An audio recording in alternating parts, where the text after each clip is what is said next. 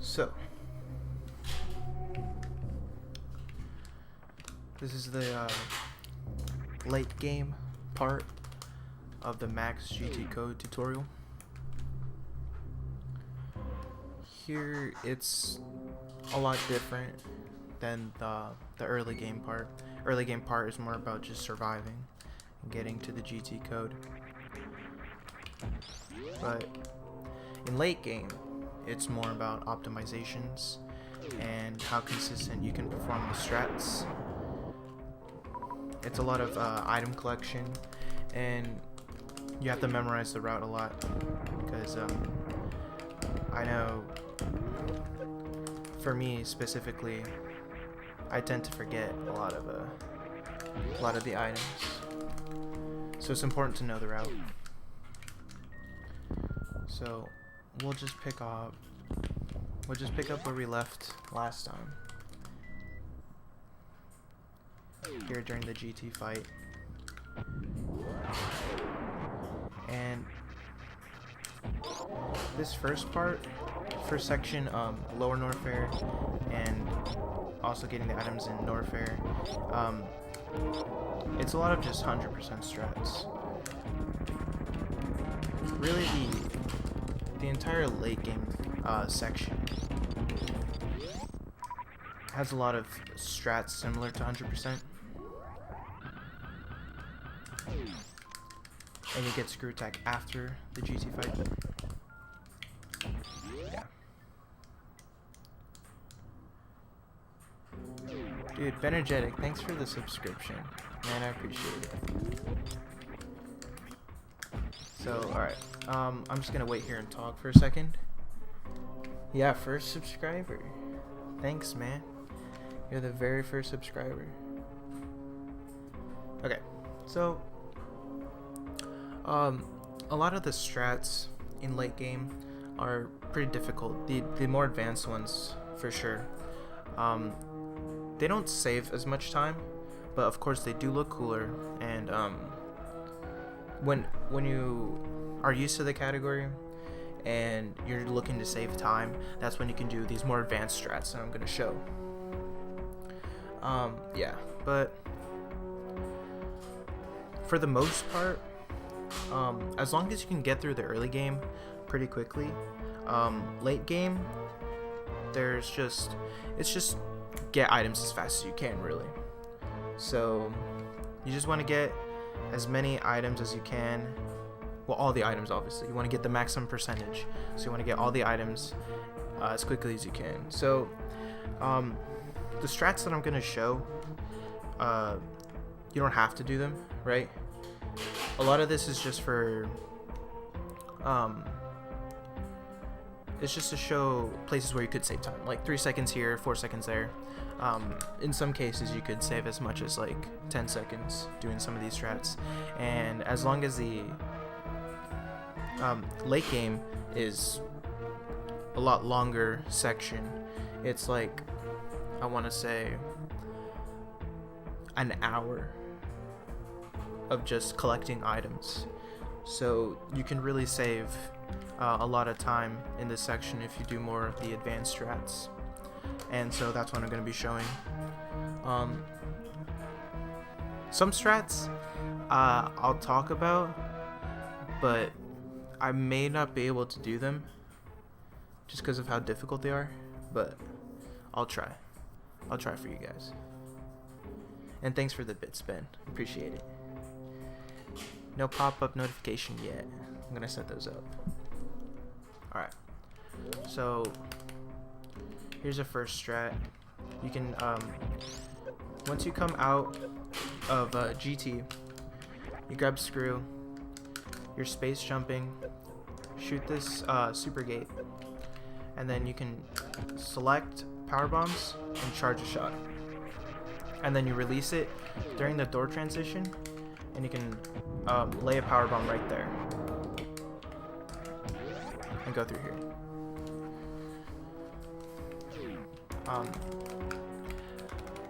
Killing, you probably want to screw attack one of those blue orb guys before you lay the power bomb, because you can save some seconds due to lag. Like there's less lag if you kill one of the guys when you lay a power bomb.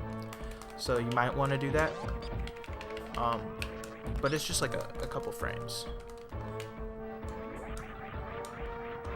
And then you want to get a running speed when entering this room, so you can space jump here, and then you do a spring ball in 100%.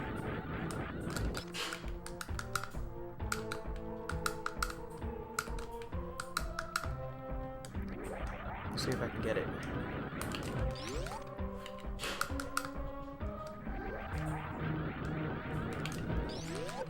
You really have to get the timing for it.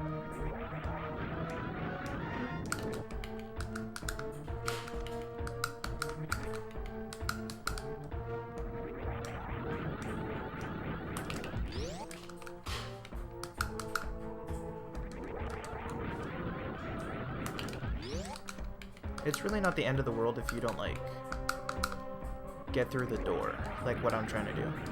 As long as you space jump through here, it's still pretty fast. You do want to get blue suit though. Blue suit's an important part.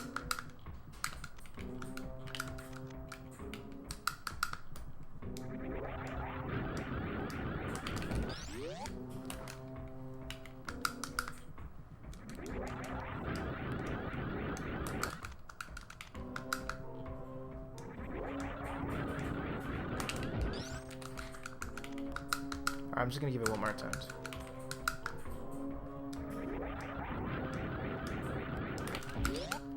Actually, that probably could have been it. So yeah. So the reason, oh, I got it. Okay, cool. So yeah, that's what you want to do. And then you just hold A and you spring ball over here, and then you get in there. So the reason why you have to go all the way around is because you have to be in this part, right, this section right here, you need a space jump to get into that Chozo's hands, so you can grab that missile.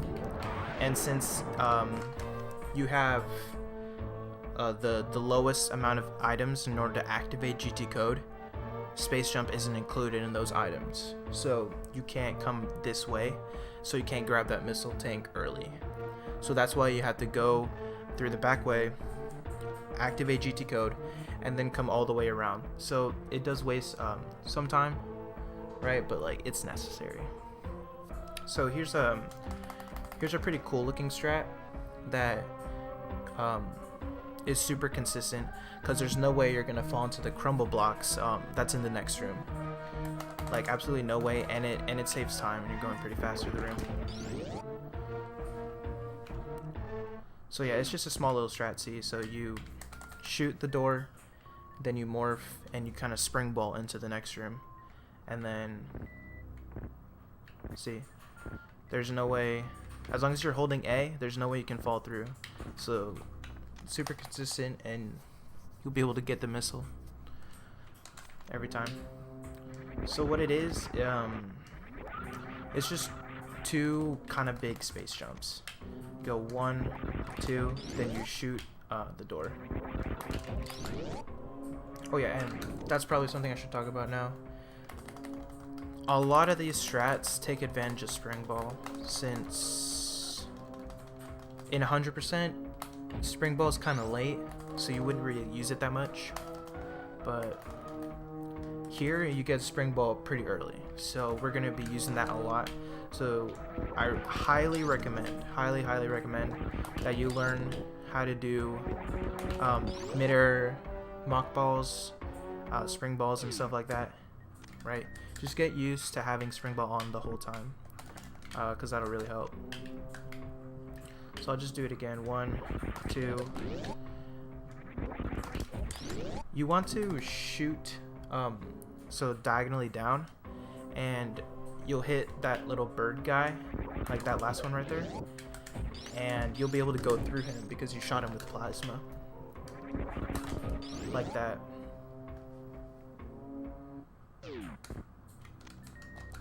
I'll do it one more time. You could also do it like that, where you screw attack him first, but then you're gonna bonk up there. You're gonna bonk on that little part right there, So that's why it's a little bit faster to do it my way. Where you shoot him with the plasma. But now I'm doing it too early. There you go, kind of like that. So you won't bonk up there. But you could also just screw attack him if you're more comfortable with that. Oh, okay. Yeah, you could do that then. I didn't bonk that time.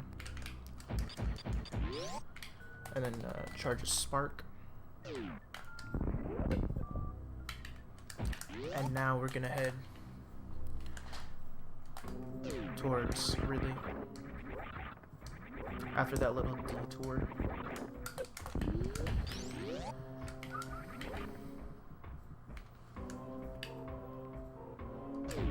Oh shoot. So you could get fast pillars there, but it's just as fast as screw attack through it too. So it's really just whatever you're most comfortable with.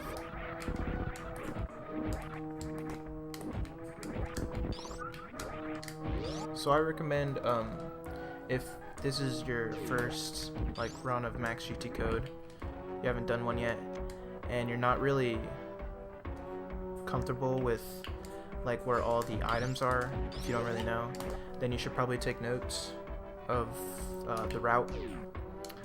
Even if you do run 100%, the routing is a little bit different.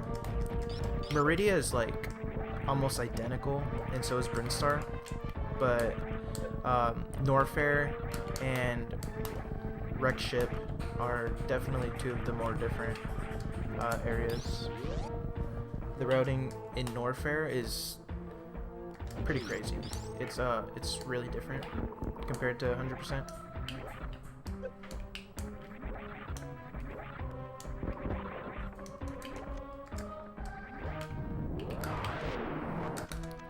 So another thing I'm going to talk about while I'm heading to Ridley, there's two main routes in late game that you could take. You could either do the bowling skip or not do bowling skip, which I'll talk about later once we get to Wreck Ship. And depending on what you want to do,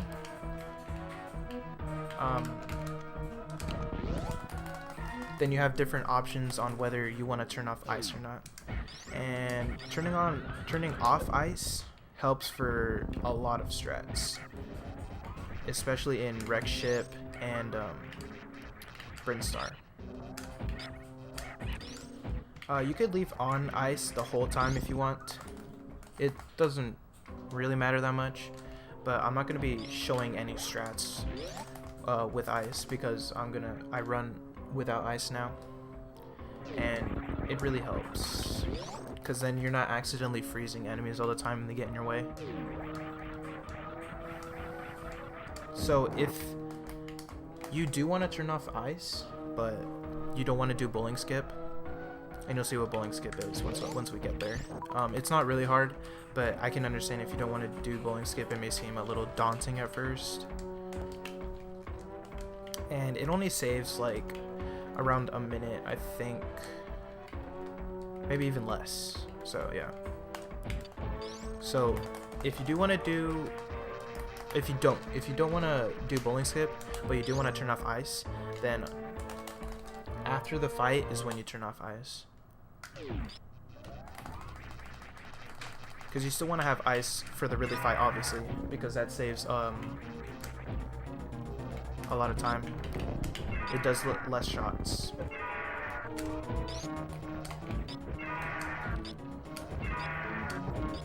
And I'm missing every shot.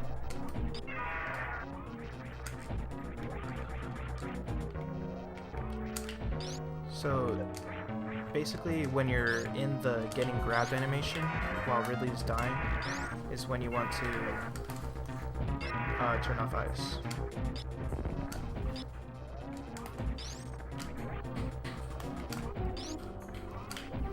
My shots are so off.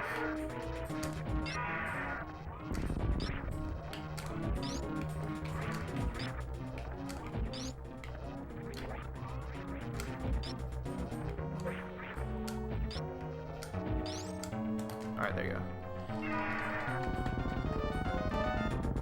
So right here is when you turn off ice. But since I'm going to do the bowling skip route, I'll show you when you should turn off ice instead. But like I said, you don't even have to turn off ice if you don't want to. And you want to grab as many supers as possible too. You really want to watch your super count and your super drops and get as many as possible if you're doing bowling skip route.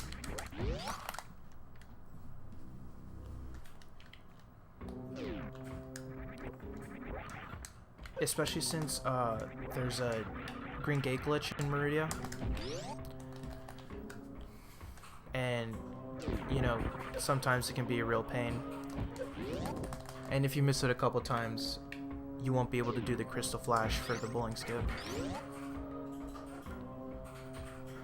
So you really do want to watch your super count.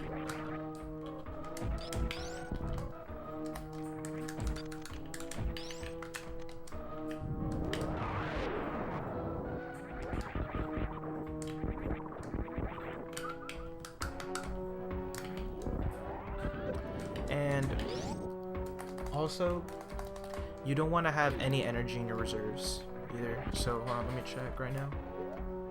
Okay, I have 300. So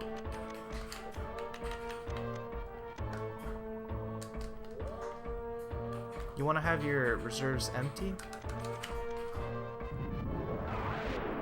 so that you don't have to waste time taking that energy from your reserves and then wasting it all so that you can do the crystal flash.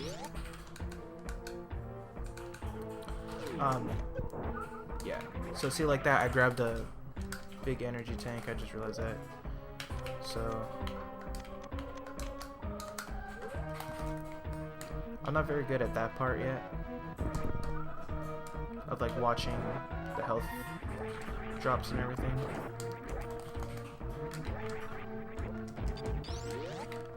It doesn't make too much of a difference what your actual health is at this point while you're still in Norfair, but you really do want to watch your reserves. Reserves and supers are something you always want to keep track of until you do the bowling skip.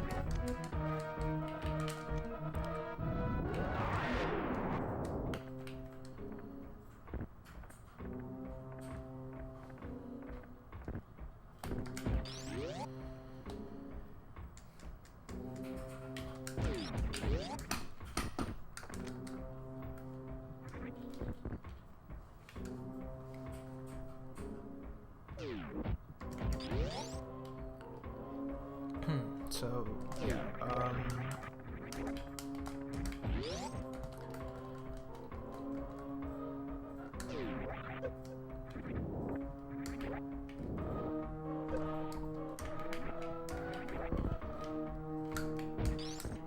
a lot of this is just what you've seen so far in Lower Norfair. All this is standard hundo route and stuff. I'm pretty sure, yeah, you have all this stuff in 100% anyways. So it's a lot of the same strats. But here is where things get a little different. I'll make a save state.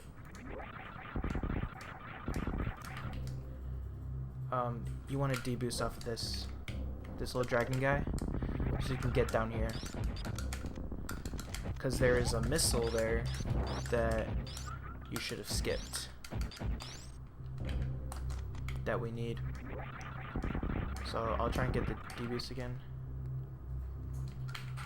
There you go. Now, this jump is a little tricky. I'll just show you once, and I messed up already. You want to jump right before the door transition. Shoot. Because in the next room, if you don't jump, then you have to, in the next room, you have to jump super quickly, or else you'll, because like, as you know, space jumping is a little weird, and if you fall past a certain point, you won't be able to jump again. So there's like, I think you only have like half a second to react before you won't be able to jump again and you'll just fall. So it's safer to just jump before the door transition so you don't have to worry about any of that stuff. And I messed up again. It takes some getting used to, but yeah. So if you do fall down here, you know, you're going to be losing some time, but not a lot of time. Best thing is just to do a run and jump up here. And then you want a mock ball back here, like that. Or a spring ball or whatever. So yeah, the actual height of your second jump doesn't really matter. You could be like pretty much wherever in the door and you'll be fine. You just keep space jumping.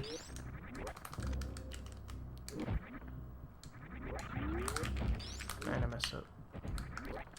So yeah. So you can see it's pretty tight. You kind of just have to get used to the space jumping and the rhythm of it. You don't want to bonk anywhere or else you're going to lose time. Let me try and get the spring ball one more time.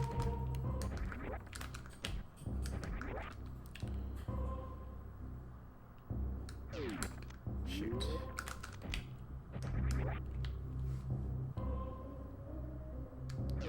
Oh my gosh. Now I'm messing up so much. Just want to get it once. Hey, what's up, Raven? So yeah, you can see that the space jumping is really tight. You might just want to take it safe and just hop over the little platforms. And then, like I just did, you want to do a little spring ball jump into here.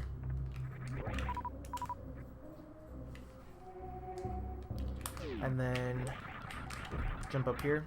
This door normally isn't a green door, but I kind of set up my practice ROM a little weird, so it is a green door. It's not supposed to be. You should just shoot the door with your plasma shot, and then charge your shot. It doesn't have to be fully charged. You can just charge it for like a frame, and then walk in the door. So you can just release a shot and during the door transition, and it'll shoot automatically on the first frame. And it sets you up perfectly. Oh my gosh. Why do I keep messing up now?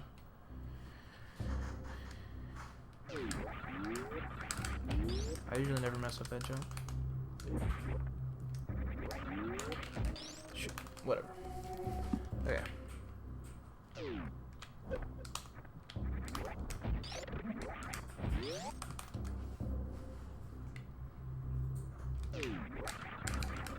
Alright, so you just charge it, and then don't move.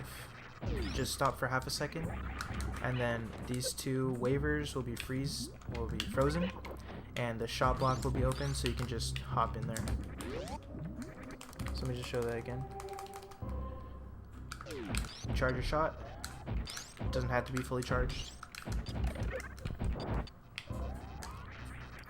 You run in, release it. Just stop moving for like half a second. What? I thought I saved.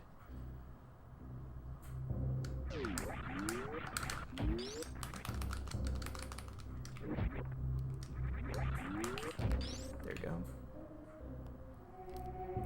This mock ball isn't even, or mock ball, spring ball, whatever you want to call it. It's not really precise. You can bounce on the door and still make it. Okay, safe. So yeah, charge shot, run in, let go during the door transition, stop moving, and then you come up here. Alright. So this trick is called the FBS Spark for Fruit Bat Salad. Shoutouts to him. This trick is pretty funny because I was talking with Cesaraim, the world record holder, and we were talking about like backups for this trick. Because it's really inconsistent. The primary setup, the original setup that we thought was the only one, Usually, a lot of the times you bonk right here, and then he would usually like charge a spark here, or you have to get enough running speed to space jump over, and the space jumps are really tight, even tighter than the wave gate one. So it was just the trick was just really kind of a mess, and we were trying to make up backups. Hopefully don't lose too much time. And Susrame eventually just found out a pretty more consistent method where he like space jumped over here like that. Hello. And then charge a spark here. And then you could get the spark like that back. But it turns out that there's actually an even easier way to do it, where you don't even have to do the stupid space jump.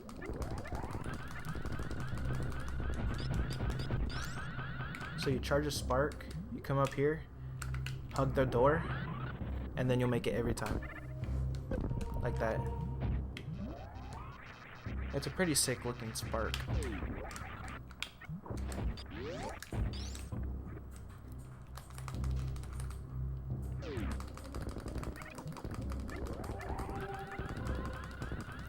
I'm on a timer, so it's kind of hard to show you. But what the original method was, because we didn't know you could just hug the door and it would instantly become like 1,000 times easier. Like you'd get it every time it was free.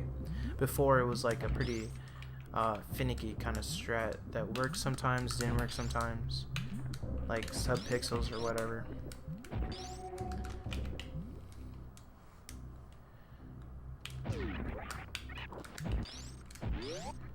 So yeah, because this was the original method. You kind of just had to wing it, like you just kind of spark somewhere around here in the air.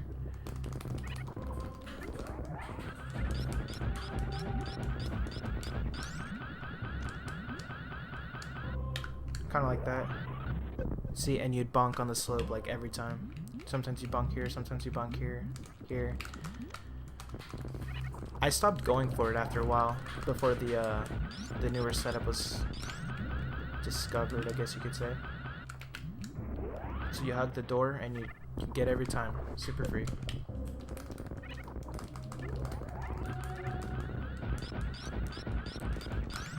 Charge a spark, grab the missile, hug the door, and you release it, get it every time.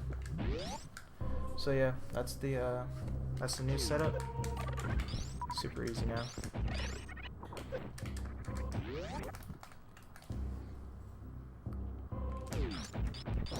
Oh, see, so you don't want to pick up that energy.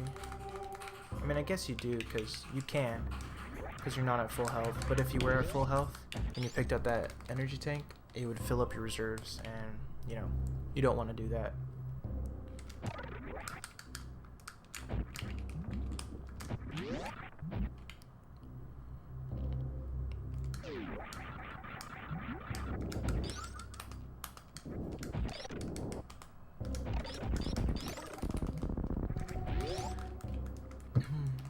And I'm still trying to get this spring ball kind of move here. I can never make it to the platform, but yeah. All that was just 100% strat, so you can just do whatever you do 100% if you run that. Here, you kind of don't lay a power bomb if you're used to doing that. You know, you lay a power bomb here, and then you come over down here, and you grab the missile. Don't lay the power bomb, because that'll just ruin the setup later that I'll show you. So after getting those reserve tanks and the missiles, you come down here, grab that missile. You can do a little D-boost there.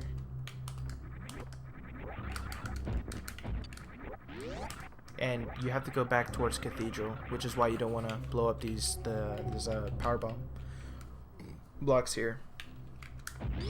So you want to get as enough running speed as possible, and then run through the door, and just space jump the whole way.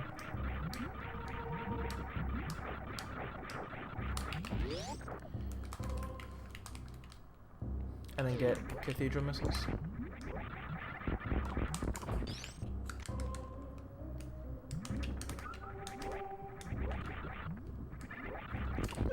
And then so this next room, there's a pretty cool strat that I kind of have a hard time getting.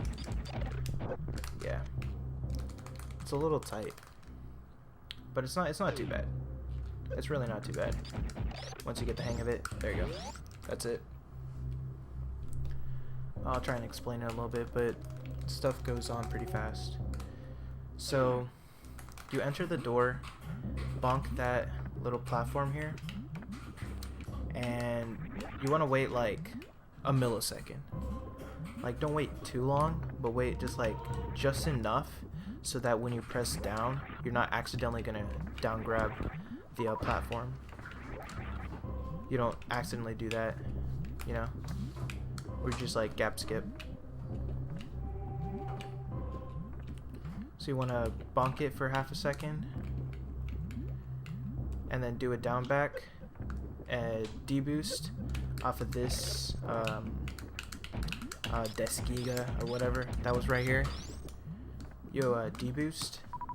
You come over here, you run, shoot, and you want to kind of jump and twist around to get into that platform. That's in my opinion, that's kind of the hardest part of this strat, because kind of like swerving around and kind of twisting to get into that little gap right there is kind of tough.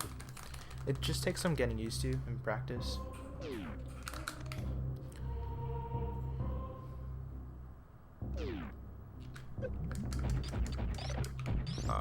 I shot too late.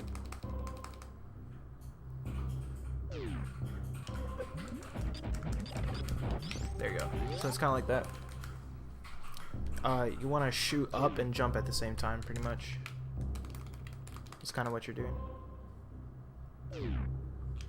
Gosh.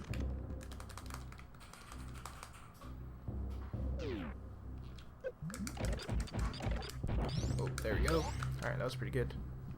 Alright, so select super missiles once you enter this door. Then you shoot the super door. Unless you grabbed ice during the early game section, then you don't have to select supers. But for most people, I think they didn't grab ice, I'm assuming. So you just shoot the super door and you gap skip. And then that sets you up for just selecting power bombs. So you don't have to like reselect it or anything. It's a little bit quicker.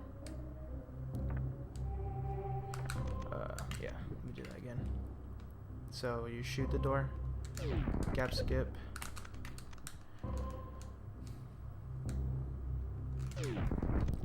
Oh, and I did it.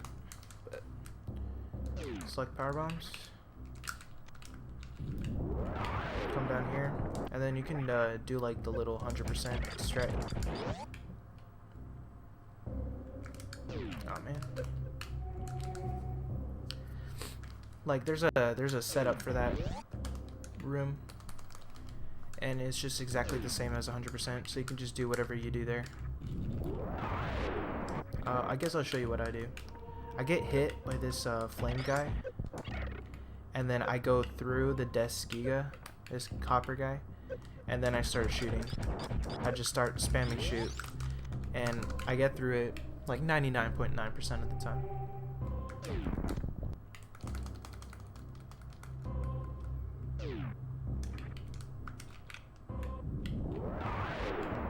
So you come down here, get hit. Oh, see, sometimes that happens.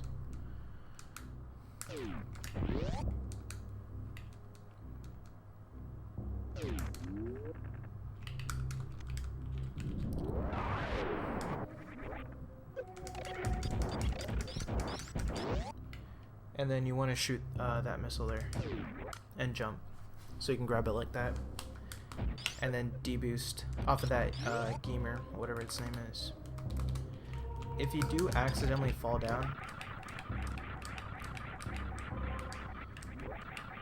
so say you come over here and you fall down like that, like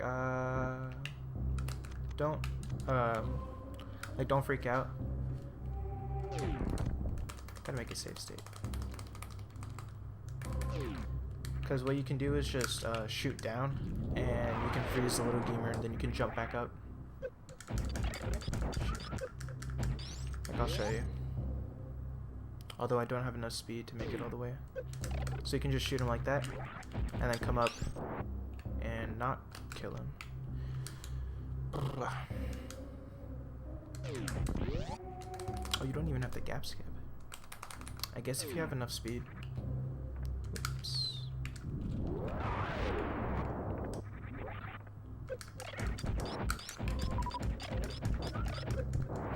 Okay.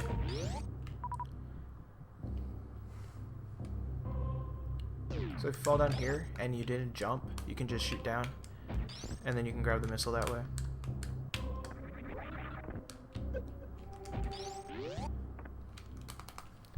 And then we go to Croc. Oh no. That was an accident. Yeah, so don't arm pump. Bad idea. And the Croc fight is absolutely free. Just charge a shot. And there you go, he's dead.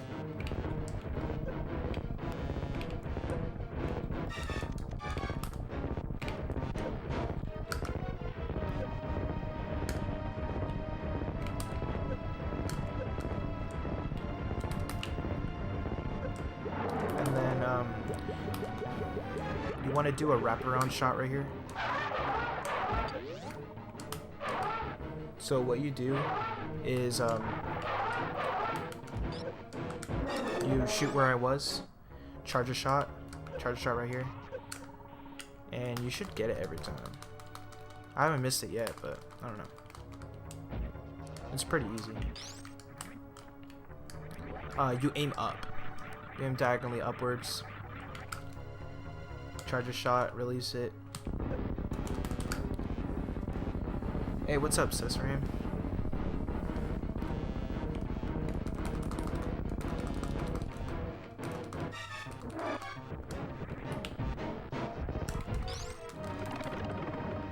So yeah, so he gave me all health drops, so you don't want to grab those. I don't think. How do I have some in my reserve? Gosh. Yeah. If you're doing bowling skip route, like I said, don't pick up any health drops. You want to watch out for those.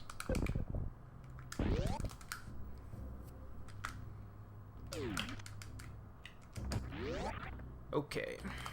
So here comes like the first like really pro advanced strat.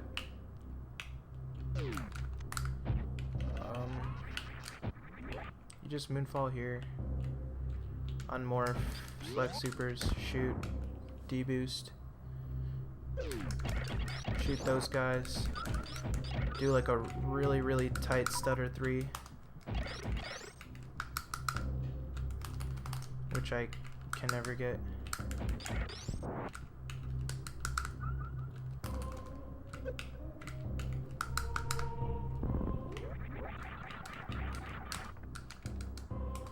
Yeah, just in time. Alright, I'll break it down. I still can't do the strat perfectly. Sis Ram still hasn't gone in and run yet, so it's a pretty hard strat, but I'll try and break it down for you guys, so you can see how it's done. First you moonfall here, and then you morph. Quick moonfall and morph. And then right about here, this part right here, you want to line up with this this platform here and unmorph, and then you can just aim down, and you'll be able to shoot and hit the door every time from this position. So Moonfall, morph, unmorph, and shoot down like that. Oh, you have gotten a run. Okay, not a finished run. So unmorph here, shoot down, and there you go. Ah.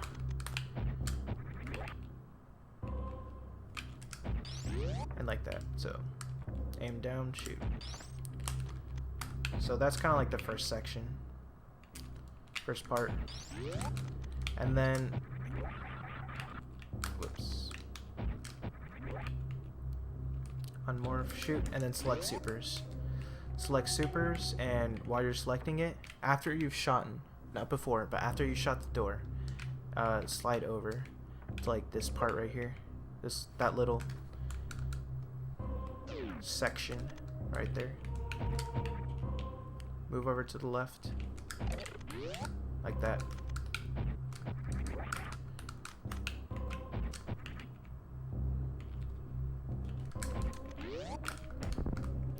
And then you want to shoot the super. The reason why you shoot the super is so that you can get a D-boost off of that blue orb guy.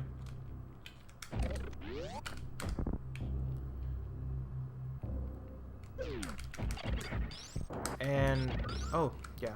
So just like that, just what I did right there is exactly how you want to shoot these little fire fleas. Like there's a specific like kind of position that you want the fire fleas to be. So that way you just select missiles, you shoot the fire flea. There's one single fire flea that is not frozen that you can shoot perfectly with a missile, and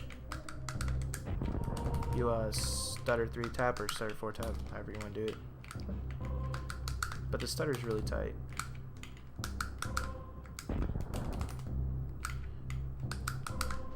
I can get it like 1 out of 10 tries.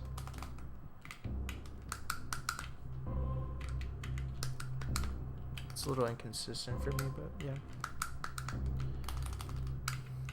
It's really all about the stutter.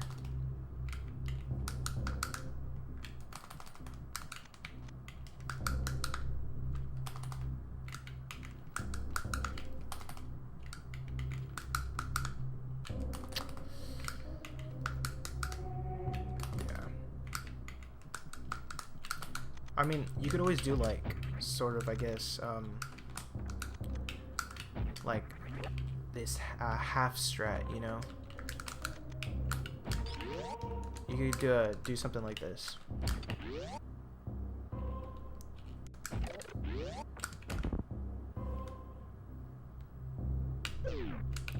Then lay a power bomb there.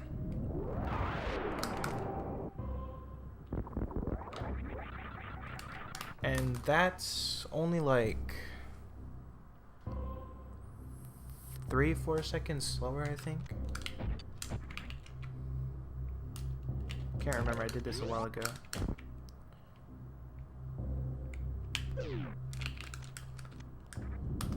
But yeah. So if you can't do like the stutter 3-tap, you can always do that.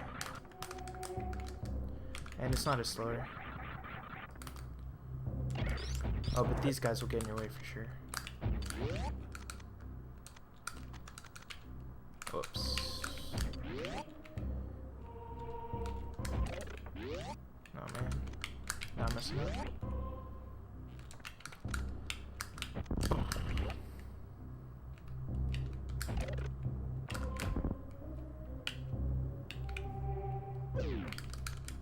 So there you go.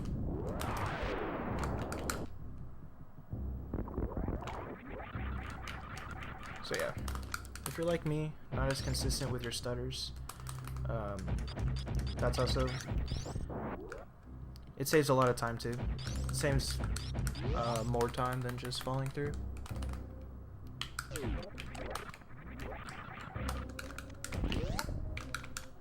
And then here's just a standard hundo strat. Actually, no, not really. No, this isn't a hundo strat, is it? Oh, if you do late croc. If you go late croc, that was, yeah. This is a hundo strat. You just do a mock ball and then spring ball over to the missile. It's a pretty tight mothball, especially with the lava getting in your way, or acid.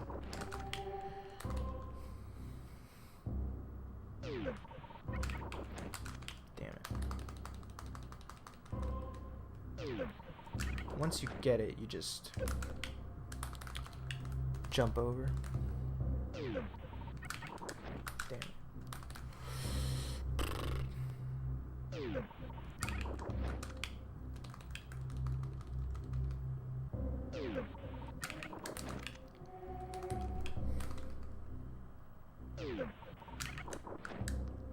Oh my gosh. I got it like 10 times in a row earlier. Whatever. And then, so you should make it all the way over here with just one jump. And then you can deboost off of that spike. And then charge your spark.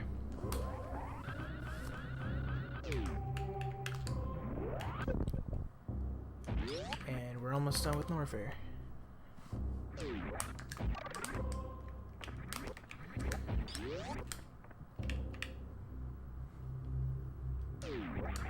There's this one strat when you're getting high jump E-Tank and high jump missiles that I've yet to figure out.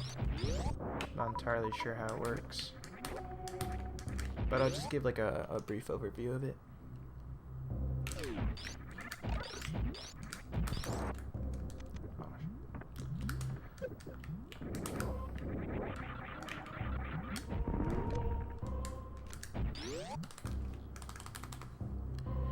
I'm not talking about the farm specifically, I'm just talking about like the entire strat.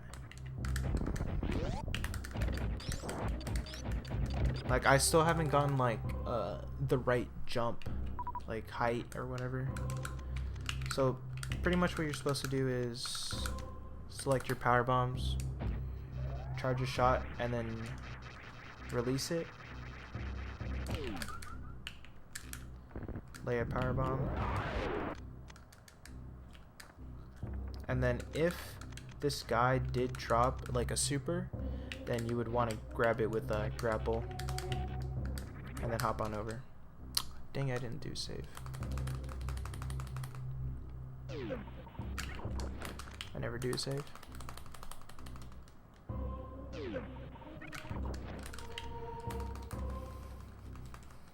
So I'm gonna try and break it down. The farm.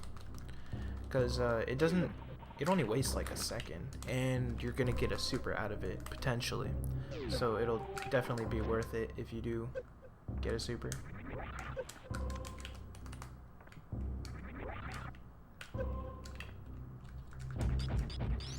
In the grand scheme of things, it does seem insignificant,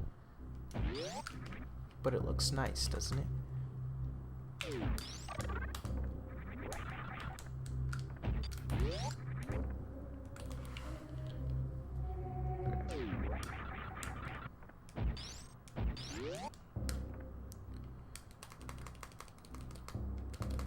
Oh, less than a second, okay.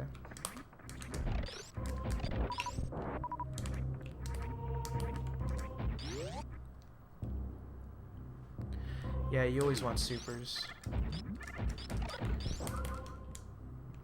Always want supers.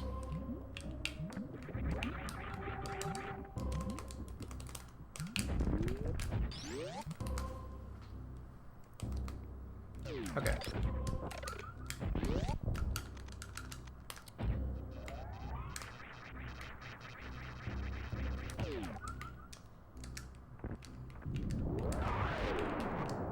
See, so that time he laid a missile, so I wouldn't have to grab it. I don't need to grab it, but I guess I could if I wanted to.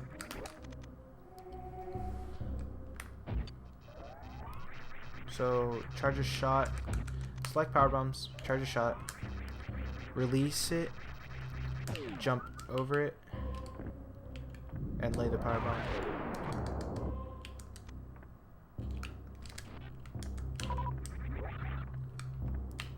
Kind of like that. That's not like the fastest way to do it.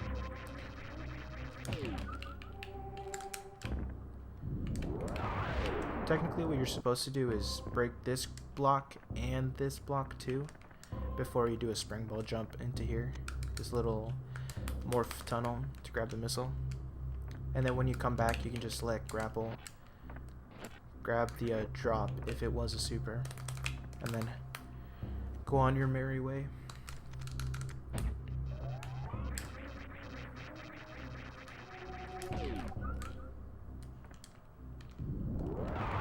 I guess you could do it like that.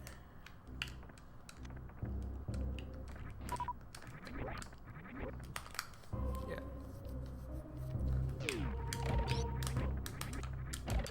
Then you could kill these guys for more supers if you wanted it. And we are done with Norfair. So, yay.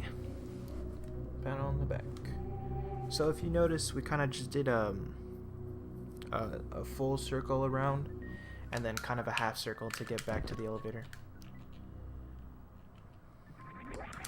So if you just kind of imagine it like that, you kind of go counterclockwise around Norfair and you grab all the items on your way.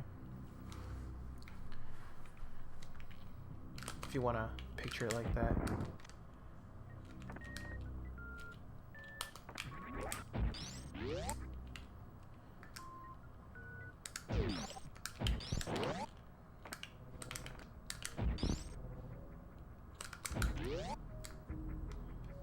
So like I said here, you don't want to grab any health drops.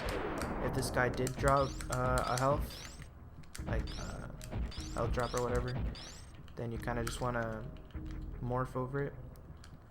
At that moment, I don't think I could have grabbed it even if I ran through. But if the drop was like kind of close to your face, you just want to morph under it. You'll save more time that way rather than trying to use up your reserves later on.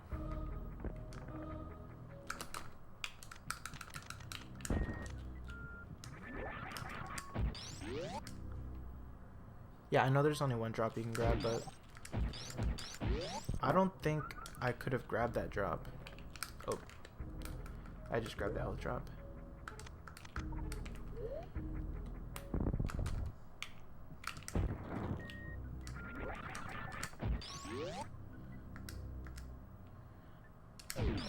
Oh, yeah, you're just supposed to... What you can do is, select power bombs, come in here, and when you shoot down, you're gonna freeze that guy, and then you can lay a power bomb there. Oh, but it doesn't hit the block.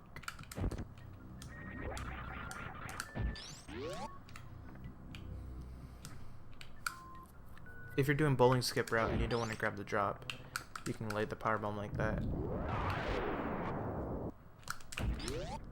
And then select missiles.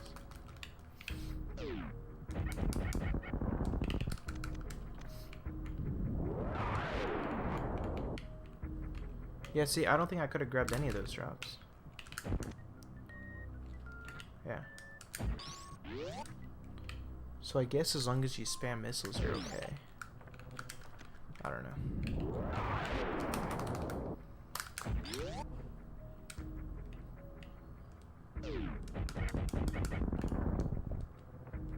Oh, okay, well that time I grabbed it.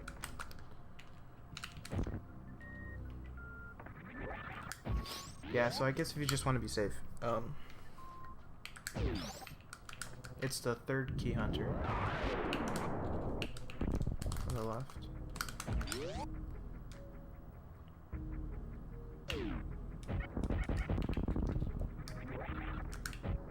Whatever.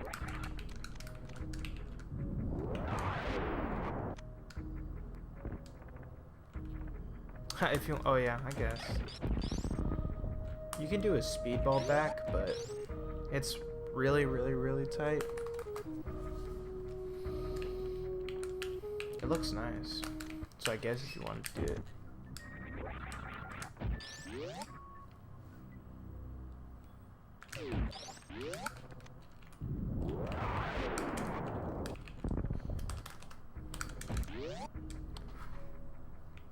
If you want to do it, you can shoot that door open like that.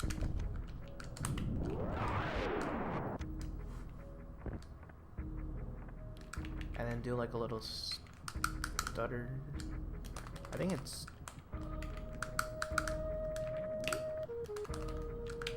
I think you can do a stutter 3-tap. Shoot.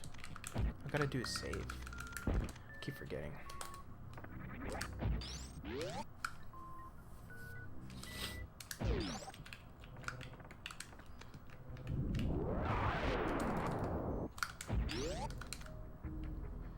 Stutter 3 can't make it? I don't know. We'll see. I never tested out the speedball back. Yeah, that's what I thought. It's not significant. It just looks nice. Just looks sick. And I shot this. Whatever. Okay, yeah. You're probably gonna waste more time going for it anyways.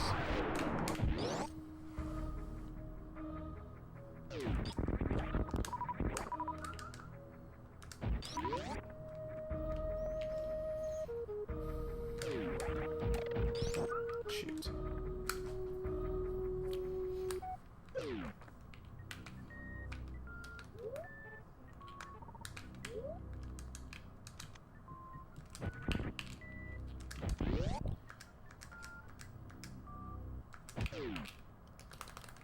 Yeah. So, in my opinion, crate items are pretty easy to forget because we're kind of just used to running straight from Meridia or something like that. So remember not to forget those crate items. I've forgotten them before and I still PB'd anyways, but yeah. It can be a huge time waste. Huge time sink.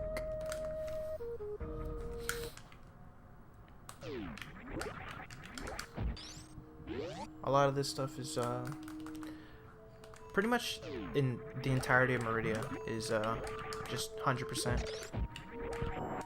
You can really just do 100% strats and you'll be good to go.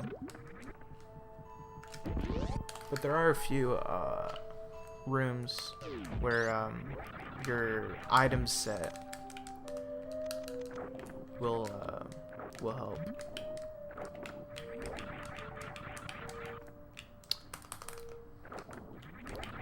I'm not very good at doing this room this way. I usually just, in this room you can just spark up like 100%. Or since you have space jump, you can space jump over here, shoot the block, and then grapple over here.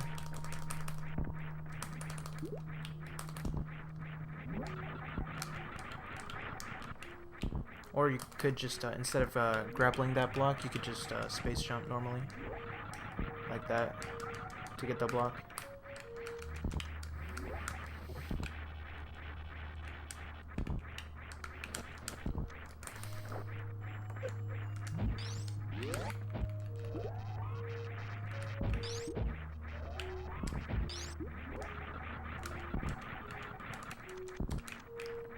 Yeah. Whatever. I usually just spark up. It's more consistent for me. So you can definitely just spark up and grab the missile, just like in 100%. That was way too far. Damn it. Alright, let's just pretend like I got those items.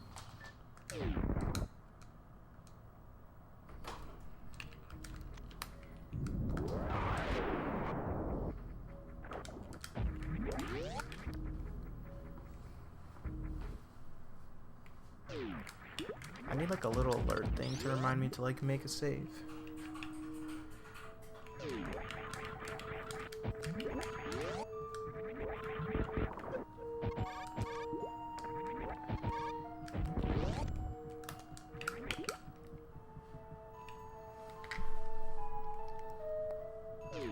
So yeah, this is what I do. I just spark up and then grab the missile.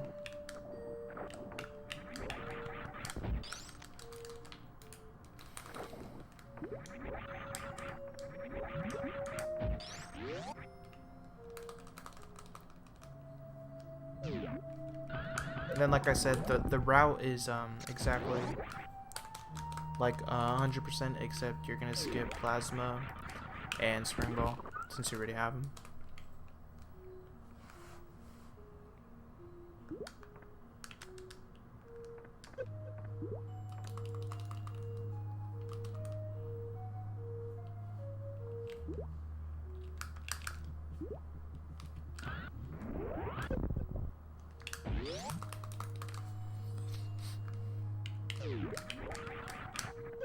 Oopsies.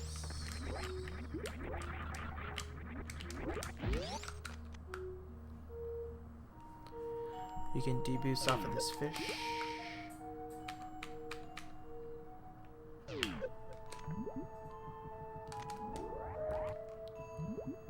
Then here, let me do that again.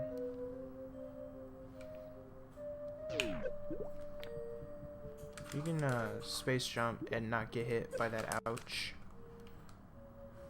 That little spiky guy.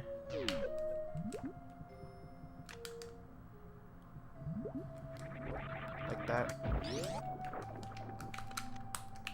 So, no, this next room. This room has a bunch of strats that are specific to Max GT code.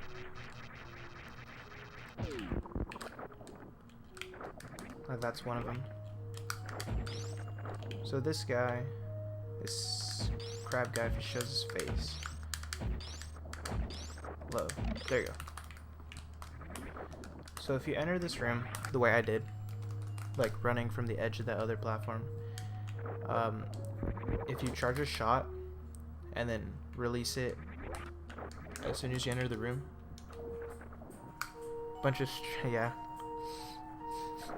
I'm gonna show a lot of different ways. You can charge a shot, release it as soon as you enter the room, and you could either freeze this guy or miss him. If you freeze the guy, you can mock ball onto him, and then you can spring ball up into this little crevice right here without bonking. If you miss him, then it's exactly the same. You mock ball here and you can spring ball that way. But the jump and the timing is a little bit different. You could react to it, but I don't think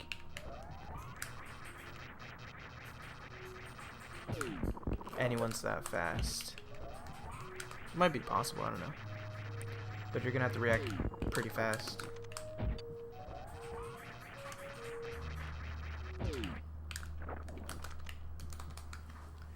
If you don't want to go for that, because it is kind of dependent on RNG.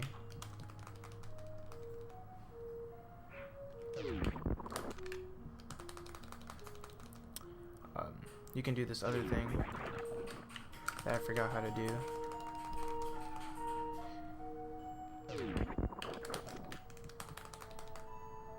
Pretty much, you jump at the end of the platform, at like the very, very edge, and then you can jump all the way over here, and then just spring ball up like that. It's like a couple frames slower. And I'm just barely missing it. There you go, like that. That's probably the easiest thing to do. Just spring ball up like that.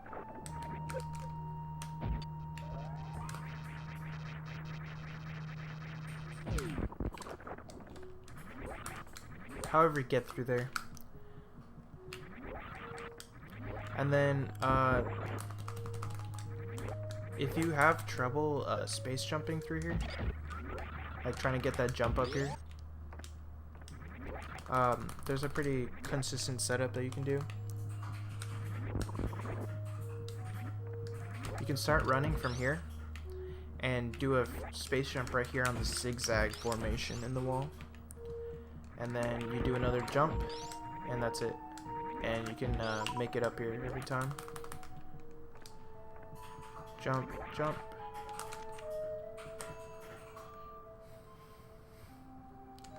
Jump, jump, shoot.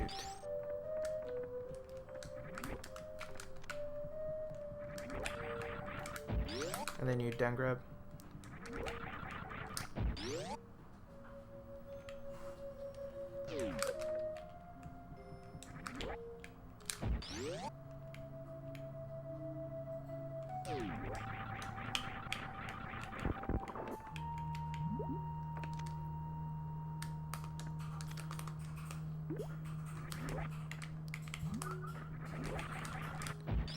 It doesn't. It actually doesn't align perfectly every time. So that method that I showed when you do the down grab, most of the time you can't get it to align perfectly. But if your down grab is like a little sloppy, then you might have to move the door like a pixel or something. But it won't. Yeah, it won't waste too much time.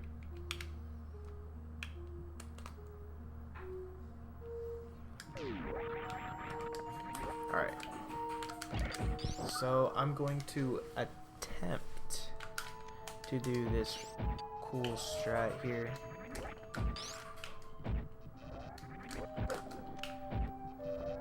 So if you were doing normal 100%, and if you've ever tried to go for beach ball, without space jump is like really hard. It's, I don't know, pixel perfect or something like that. I'm trying to get it without using space jump. So obviously it's like really hard. I've gotten it like once, but that was pretty much it.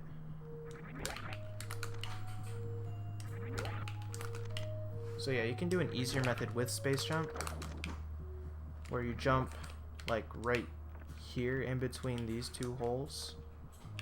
So you start from here, jump. Oh wait, never mind. You jump when Samus crosses this hole right here. That's when you start jumping.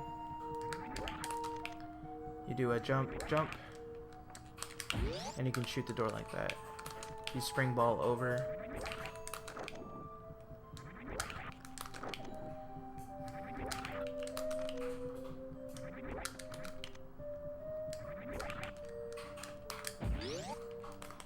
And make it through like that. There's a faster method that I'll try to do.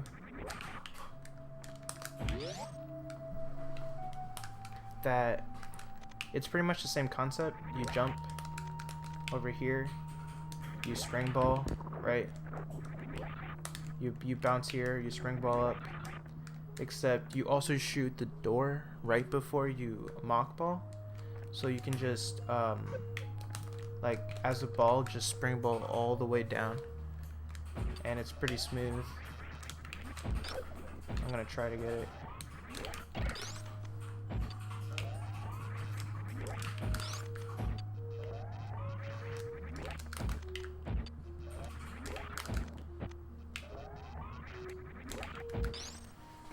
Alright, hold on.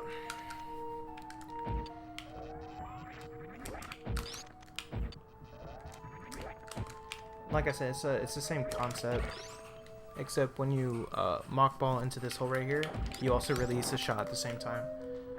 So you spring ball over and shoot the door.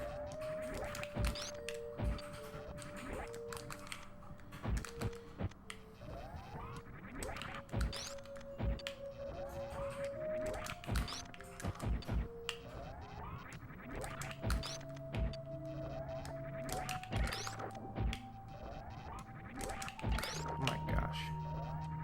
I don't think I'm gonna get it.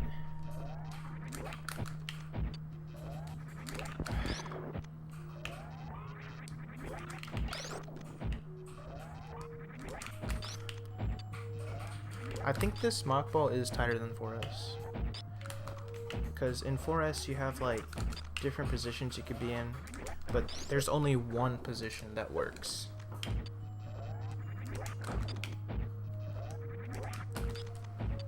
Alright, let me try and get it without.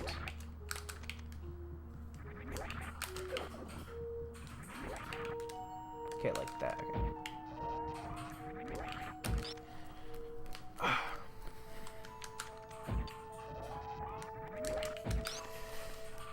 Now my finger's hurting.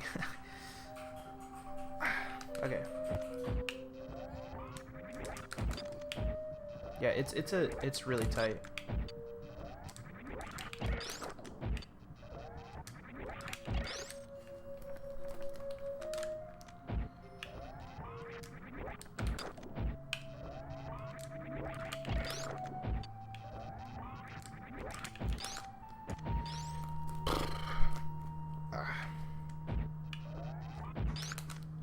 Alright, I'm gonna give it like 5 more times, but then we're gonna have to move on.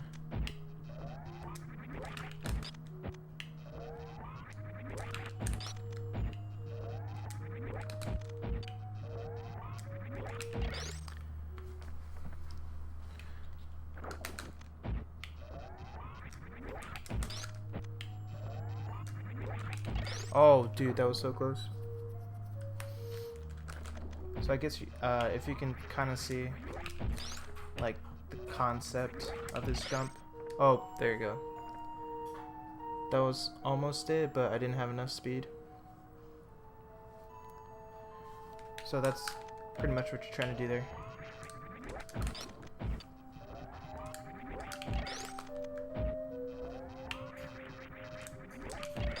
Yeah. So technically, what I was doing is not the right way. I was just trying to show you guys kind of like the main concept. You can't actually do the 2 space jump method because you don't have enough speed. So you actually have to do the real beach ball. Oh wow, I got it. So you have to do the real beach ball, kind of like mock ball.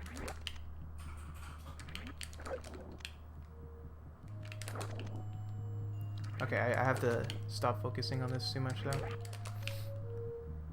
I shouldn't be. We got other stuff to get to. Okay, whatever. So yeah, it's really tight, but if you've done like 100% and you know how beach ball works, then pretty much you gotta morph into here and shoot at the same time. I wish I had a controller cam right now, but if you can see like my input display, kind of like an easier method that might help you guys when holding the buttons, because it can get a little confusing when you have to hold all these buttons together. What you could do is hold the shot button until you start space jumping. Then you can let go of shot and you'll still be holding the shot. And then when you want to release it, press the shot button again. Like that. So you don't have to be holding it the whole time. And then, yeah.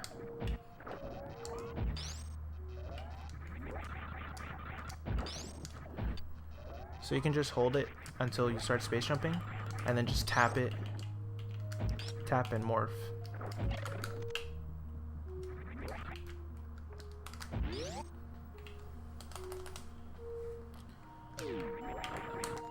And then you can do a swag moonfall here. Oops, whatever.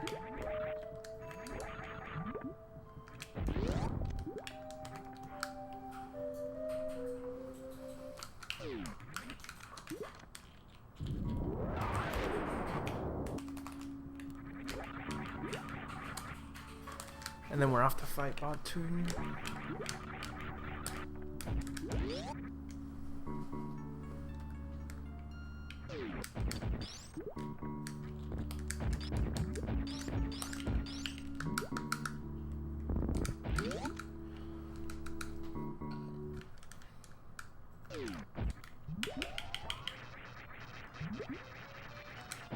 You only have to make, I think, 3 or 4 connections. Oh, I didn't even make enough. What? Like with X Plasma, it's I think 4 hits with X Plasma, and that kills him. Okay. I did 3, but then it didn't kill him, so I don't know. I thought it was 3.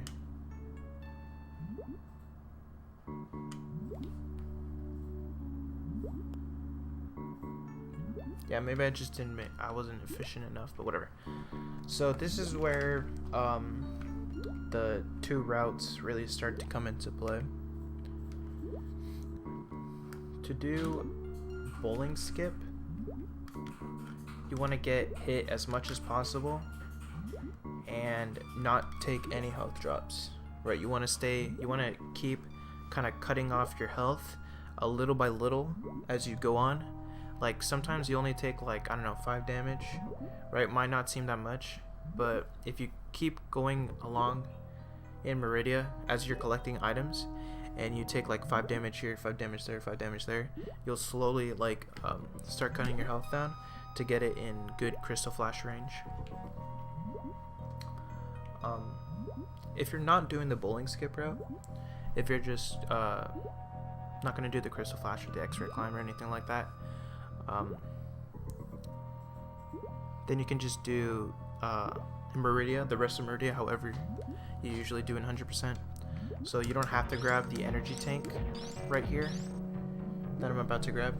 You can wait until later. You can get it after the Dragon fight. But if you are going to do the bowling skip route, then you have to get it now, because you don't want any energy tank refills. So if you were to do the bowling skip route, then you want to run and shoot these guys, but don't kill them. Oops. See, like that.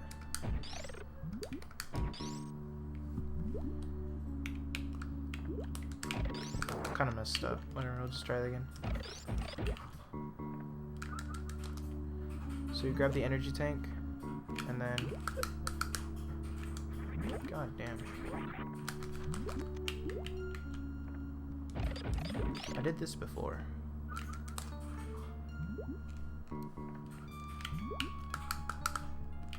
What?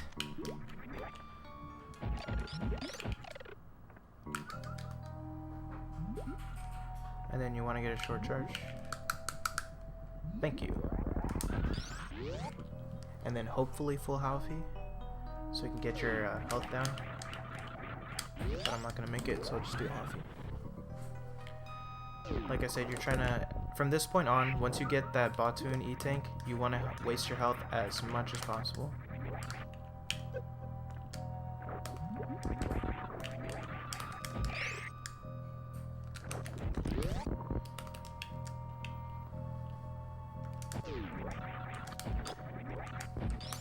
Okay.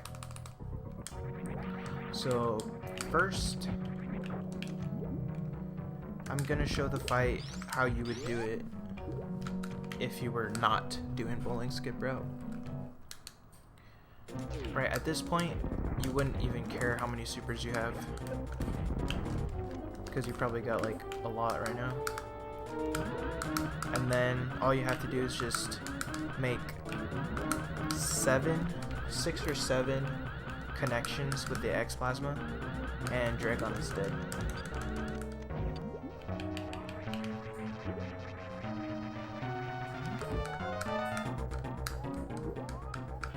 There you go.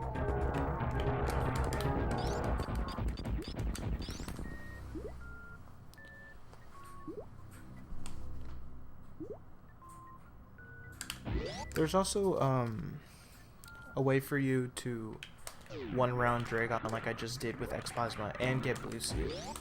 You're only gonna waste, like, I want to say,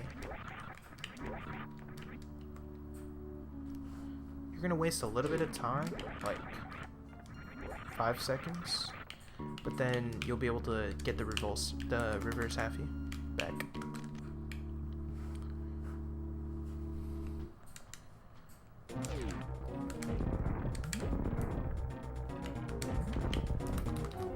So I'm gonna try and get that.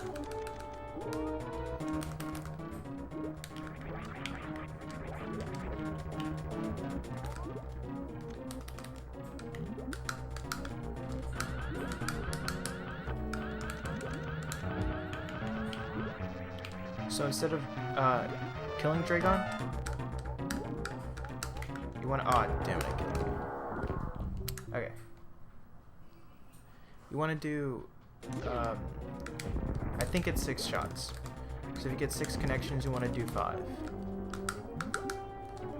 So you just get him on the brink of death, and then you charge a spark and Okay, so it's 5 and then swear. What's up, Saffron?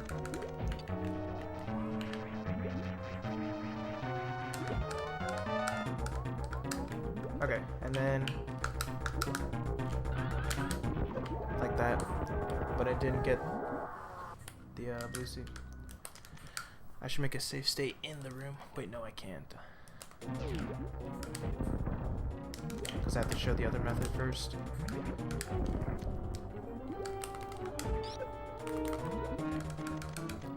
I think I was holding run. Happens sometimes. You just gotta be careful. Yeah, I had dash speed.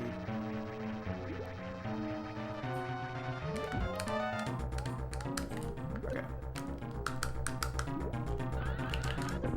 There you go. So I really only wasted like 5 seconds there. And then I can get the reverse selfie back.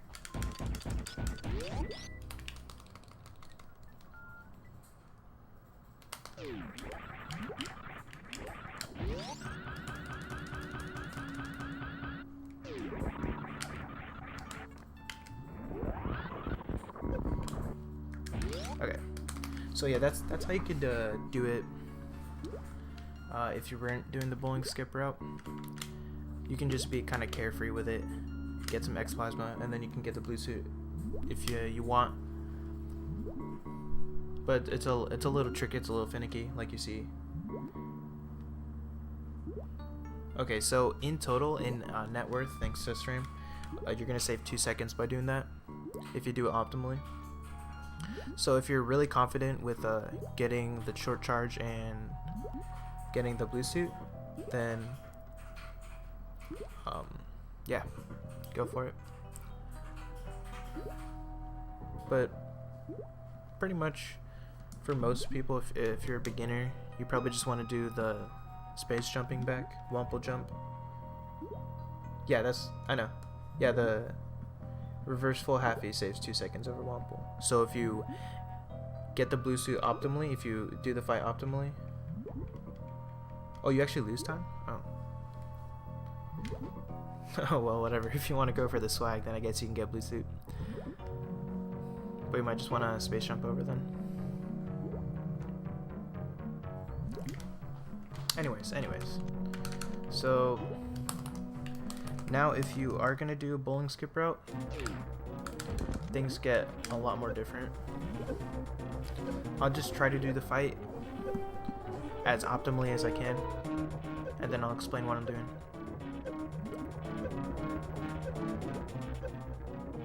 And yes, Saffron, you should totally do max GT code. Everyone should.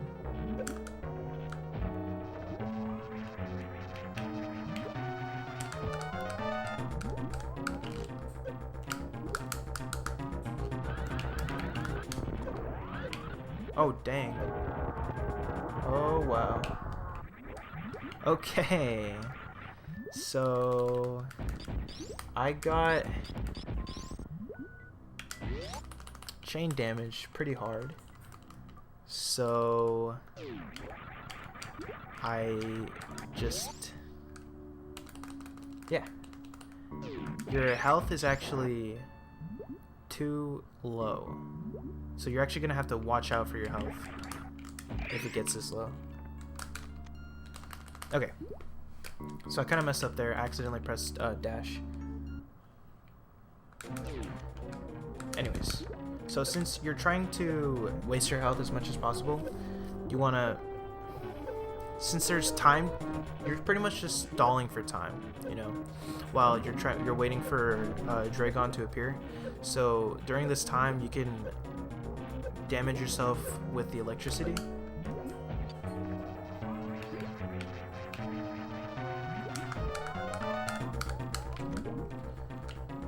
And then you want to get hit by his tail there, but that's fine. Oh, shoot. Okay, this turned from a good fight to a bad fight.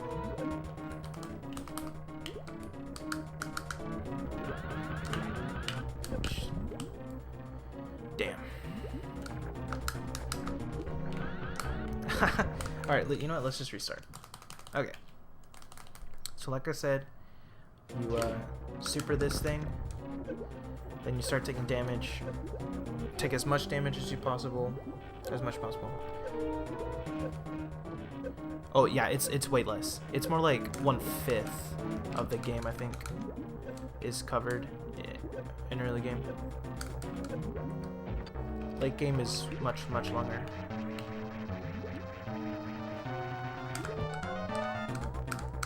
Okay, there you go. Then you charge a spark. There you go. Okay, I didn't get chain damage as hard, so you actually want to keep taking damage. And you want to be around like the lower 500 range. Like, I want to say this is a good amount.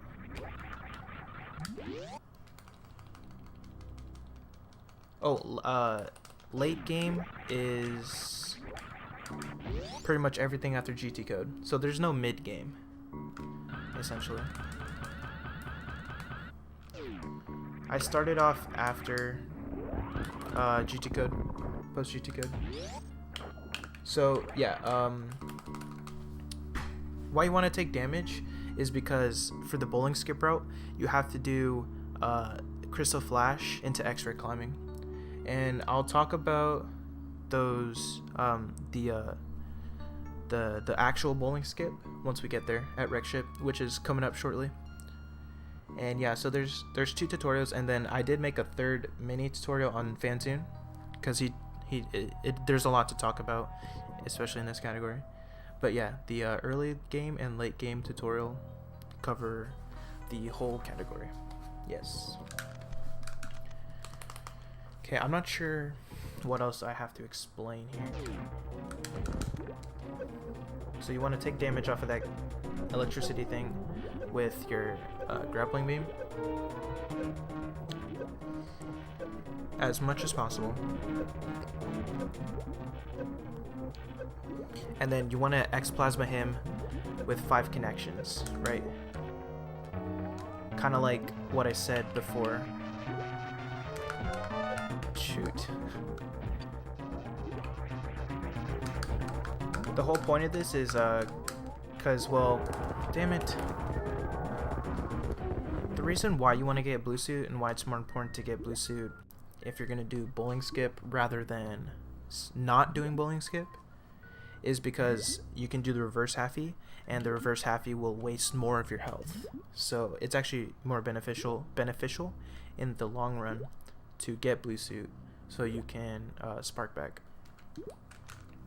Because like I said, you're trying to waste as much health as possible so you can get in Crystal Flash range.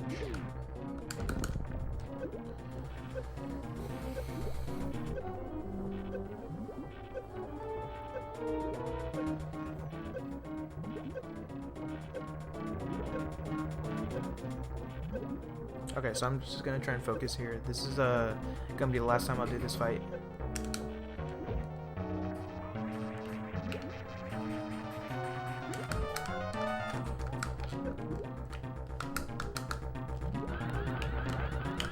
Damn it. Jeez. What?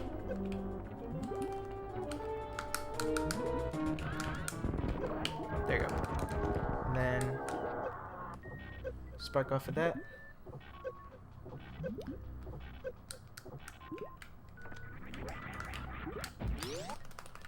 And there you go.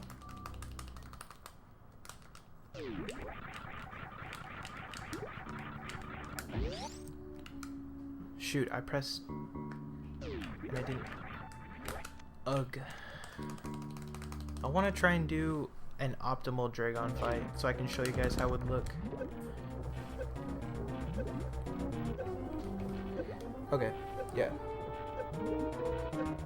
Yeah, the reason why you want to do bowling skip is because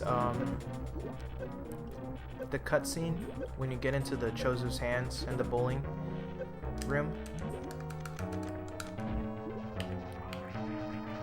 it takes a while, so you don't want to have to watch that all over again, you know? So instead, it's a better idea. Why don't we just skip it instead, you know? and just get the items.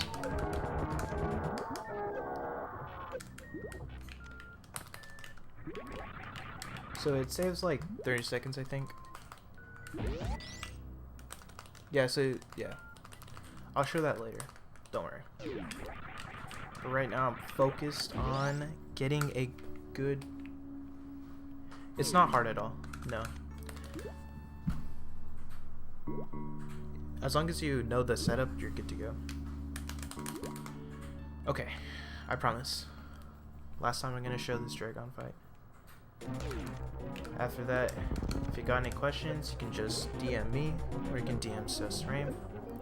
He's the one who came up with this. Probably knows more about it than I do. So it's kind of complicated. So it's a lot of things you have to do in this fight.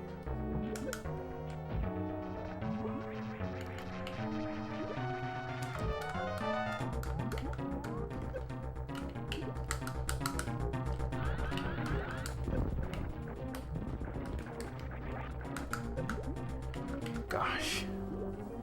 Alright, it's fine. It's fine.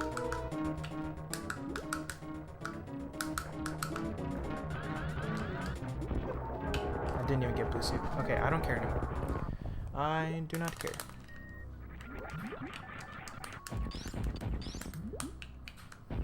So yeah. That wasn't the most optimal fight. I still haven't gotten a good Dragon fight.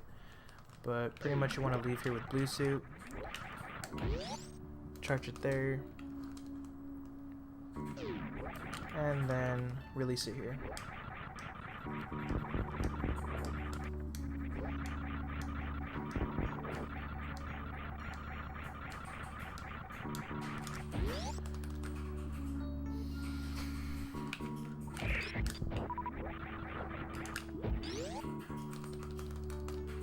Wait, I have too much health.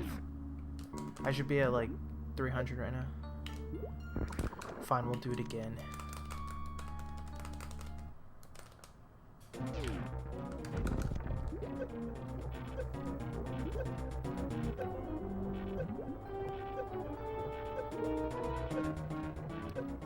So, like I said, with X Plasma, you just want to do 5 connections instead of 6 to kill him, because you want to get the blue suit. So you want to get him as close to death as possible.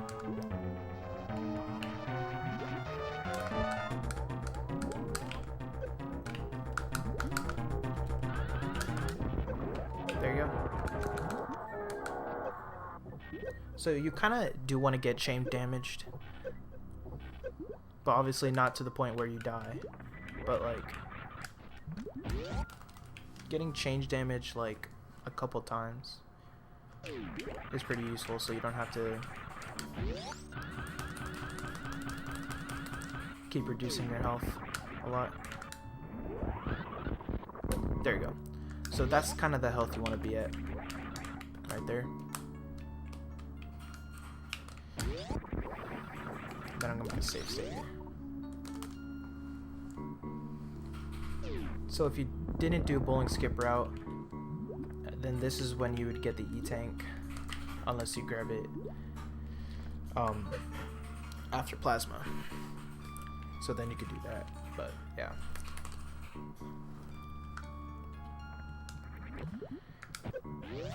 And you want to get hit by that ouch, because like I said, wasting health.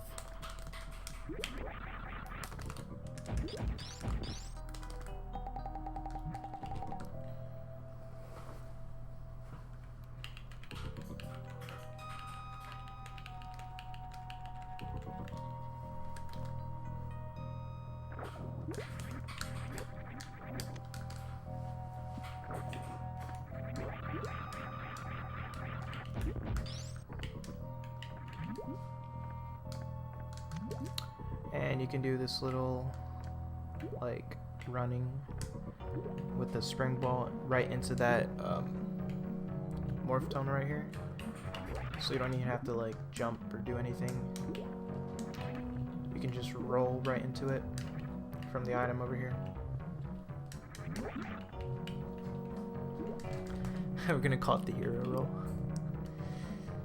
He didn't figure it out, but I guess we can call it the hero roll.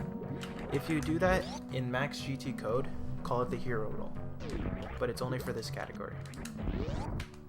Otherwise, it's just some other strat. I don't know. Someone else figured it out.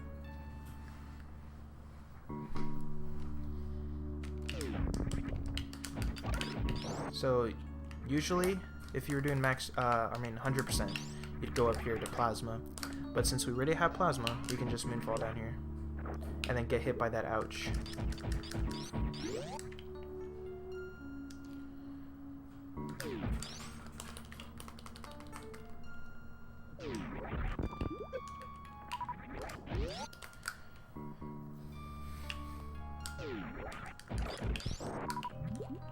Right. So, before I keep going, I should mention, if you're not doing the bowling skip route, then you can still do everything that I'm doing, but you don't have to take as much damage as I'm taking. You can try to avoid it if you want to, but even if you are taking damage, there will be health refills along the way. So yeah, you don't have to worry about your health that much in this category, anyways, in late game, because you get so many E-tanks.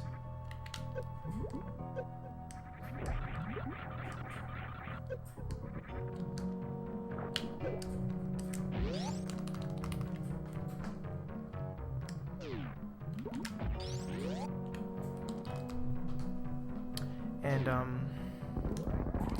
so down here in this room, you can go for Blue Bomber if you're down with those swag strats, but in my opinion, I think it would be better if you were going for bowling skip route and you're kind of like a beginner and you want to waste some more health. It's a better idea just to spark, because then you can waste more health that way.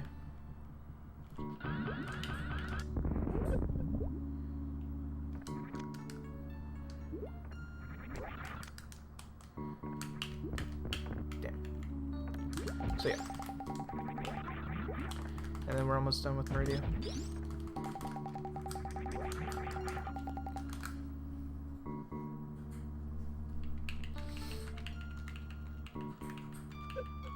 Yeah, so if you're like in the higher end of the of health, if you kind of have like a lot of health, you probably just want to spark instead of going for Blue Bomber. The hardest part, it depends. If you're a beginner to this category, the hardest part obviously would be early game, because like it's just an intense game of survival. But once you're used to the category and you can survive early game pretty well, I'd say like late game.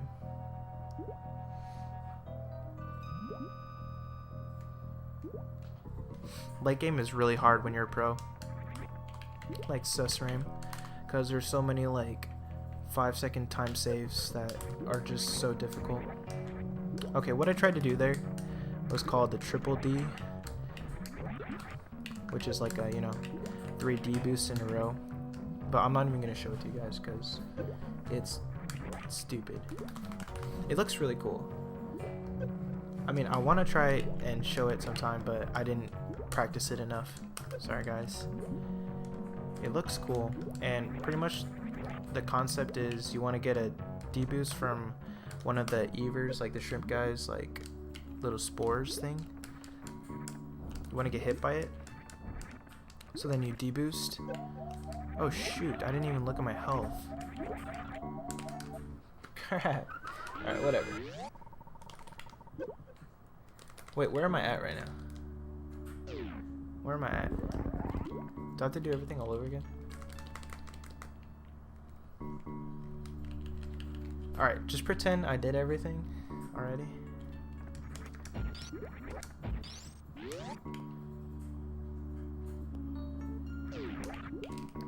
Okay. I already grabbed all those things. I'm good to go.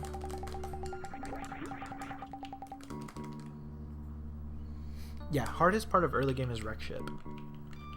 Hardest part of late game is it's a close tie between Meridia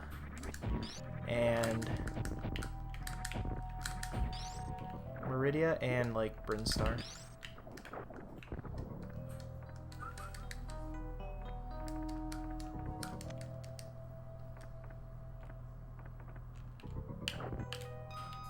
Okay, I'll try going for it. I'll just try and show it.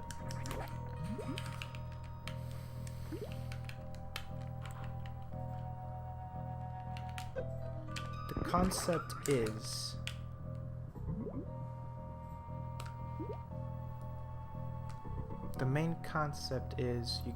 you deboost off of that little thing, and then you use your screw attack to reset your iframes, so you can quickly do another deboost.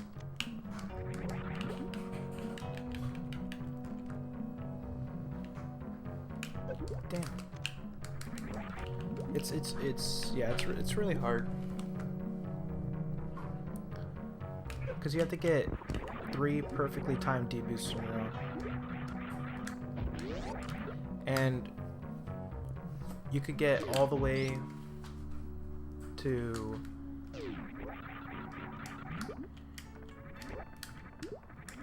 here with 2 deboosts, and if you can manage to get the 3rd deboost, you can make it all the way over here. From the sand pit all the way over here. Just with the same spore, doing screw attacks to reset your iframes and deboosting again. But I'm not gonna bother. I just haven't practiced it enough. Now here's what I was talking about. Even if you're not gonna do bowling skip route, you wanna supers, because you want a green gate glitch. And there you go. And I'm just gonna take damage because I have too much health right now. Alright, there you go. Actually, I took too much damage.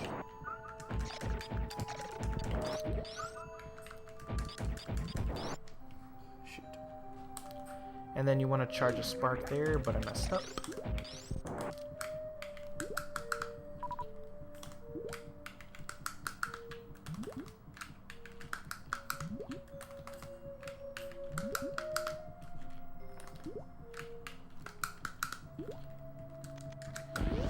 Oh man.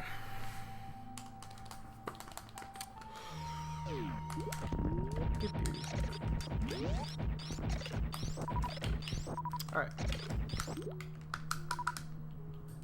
So there you go. That's what you were supposed to do. And then you spark on this leaf, that little flower thing, whatever. You can get that missile. My health is pretty low right now. And if you really want to, you can do this swag grapple jump right here. And I fell down. It wastes time, but I mean, it looks cool. Shit.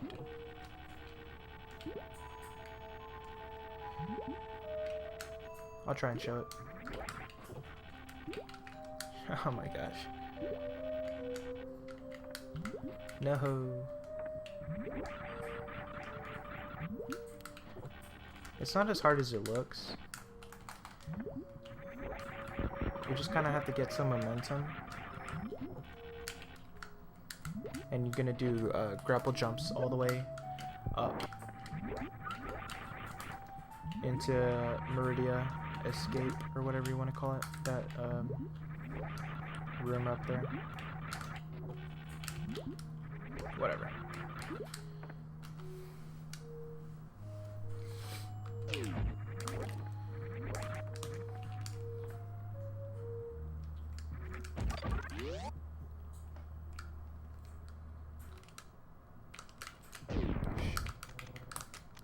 Damn it. Alright, whatever. So you shoot that, morph in here, unmorph, and shoot that super door. So, yeah. Since you're already falling through here to get the power bombs down there, or the missiles, since you're already here and you're falling, might as well shoot the door while you're doing it. You know, and it saves you a couple of button presses so it doesn't get so complicated.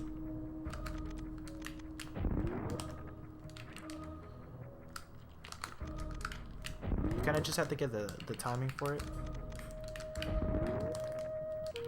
You kind of have to unmorph in a specific place and then shoot in a specific place. It's not really tight at all. It's just... once you learn it, it's pretty easy.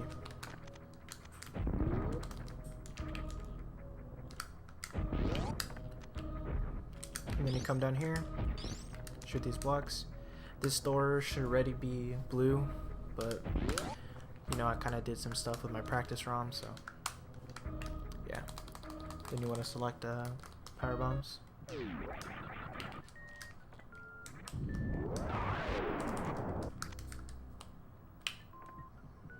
And then you can do a little spring ball into this room over here if you want. Don't save any time.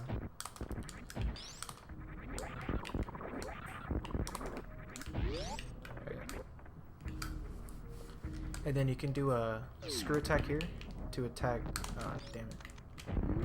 So you can kill both of those little hopper guys. I should probably save right before that.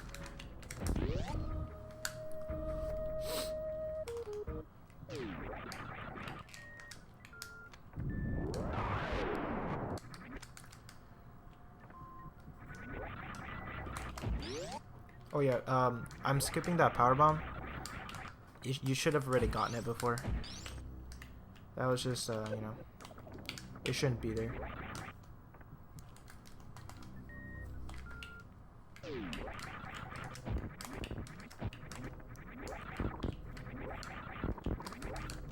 Alright. So you screw attack both these guys and lay a power bomb to kill that third guy. And if you still have like a lot of health, then you can deboost. But I have too little health, so I should just space jump over. I have pretty low health right now. You still want around 150 or 160 to do the spark over West Ocean.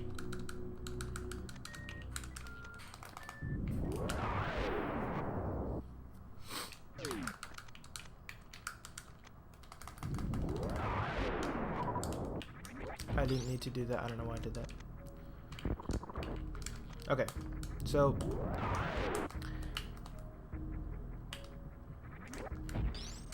technically, this, like I said, this door should have been blue already, and there should have been a key hunter there.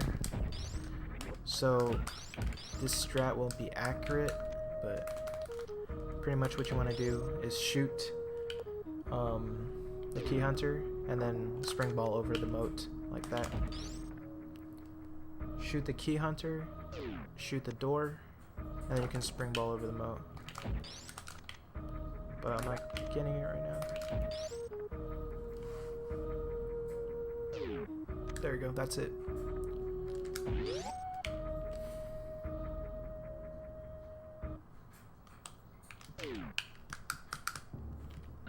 Oh my gosh.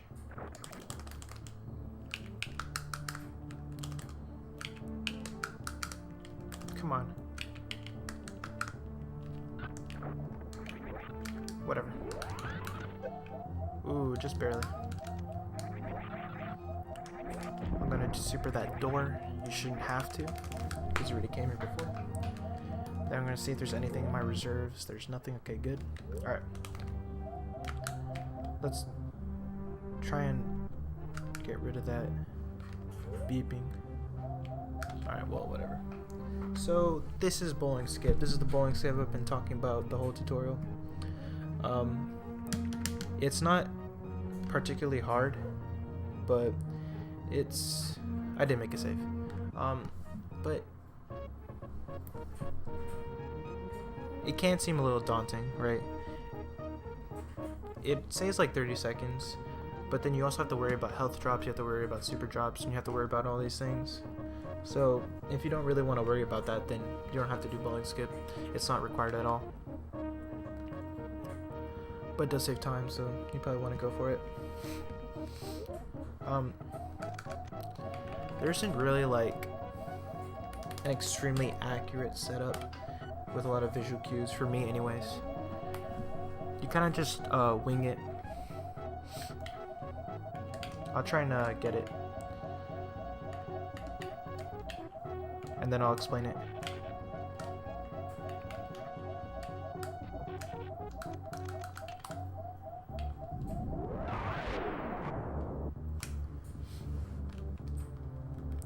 So if you are going to do bowling skip, this is when you turn off ice, and you also turn off morph ball to help with the X-ray climbing.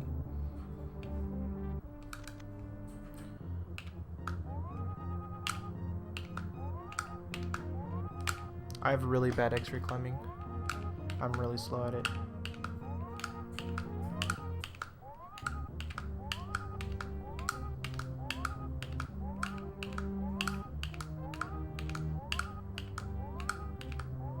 I'm not moving at all.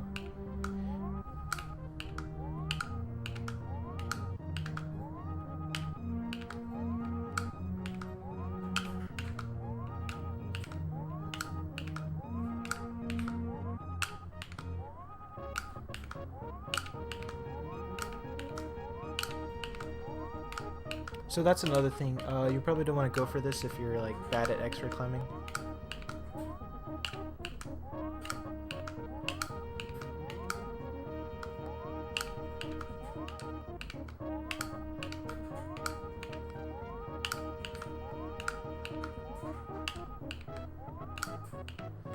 There you go.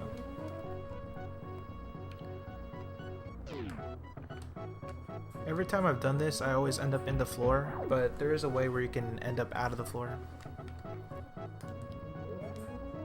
And then you re-equip Morphing Ball, and that was bowling skip.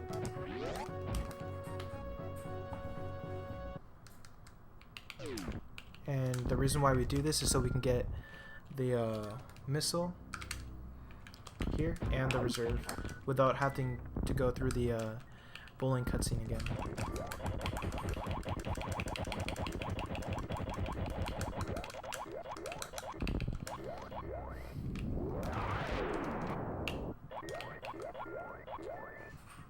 Wait, I'm always thinking max completion when I do that.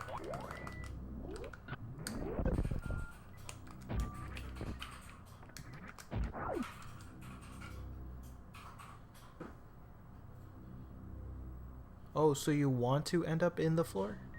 Is that what? Oh, I thought it was the other way around. So you do want to end up in the floor. Because that means you saved a couple of X-ray climbs. Once you get all those items, you can come out here.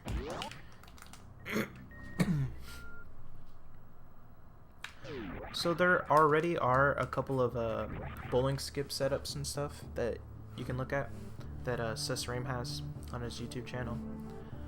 But I'm gonna try and break this down as well as I can. So you want to have grappling beam equipped, and then you kind of want to wait for the Ripper to be in like an optimal position. You want him to be right here when you jump up. Kind of. I don't know, you kind of just have to get a feel for it. It's really kind of hard to explain the kind of visual cues I have. Once you see that the Ripper is in a good place, then you jump up here as high as you can so you can get the screen scrolling. Once you see that the gray door like moving up and down and stuff, then you turn around like that. See what I'm doing? Like that. You jump over and grapple beam the Ripper.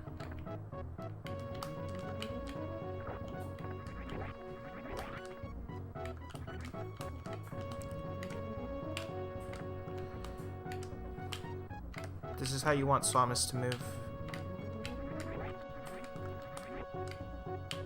Like that.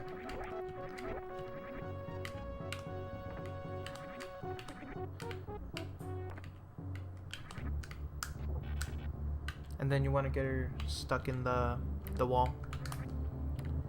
You want to get her like stuck really far in, where you can't even see her. If you can see part of her body, then you're not clipped far enough.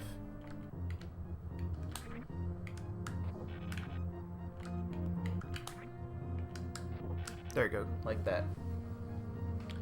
And then if you do the crystal flash, oh shoot. Alright. So if you do the crystal flash, you should see part of the door show up during the animation. And I'll show you what I mean.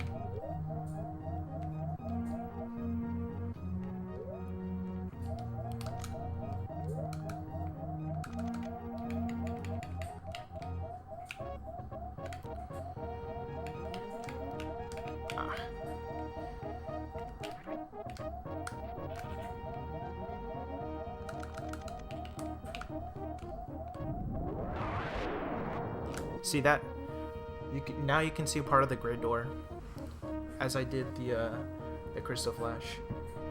If the screen scrolls and you don't see the gray door, then you're not in the right position. I believe. I might be wrong, but I think that's how it works.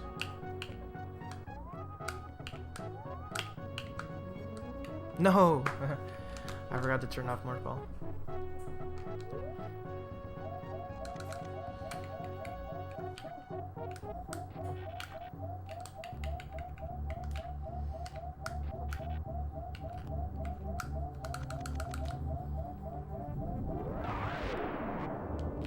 Oh, okay, I see.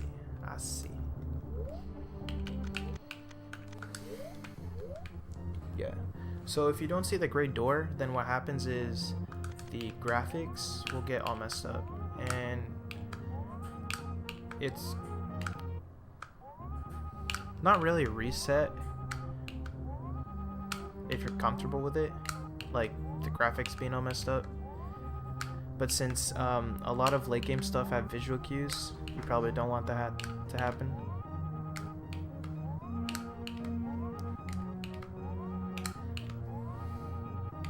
I haven't messed this up yet, but I mean, it's bound to happen.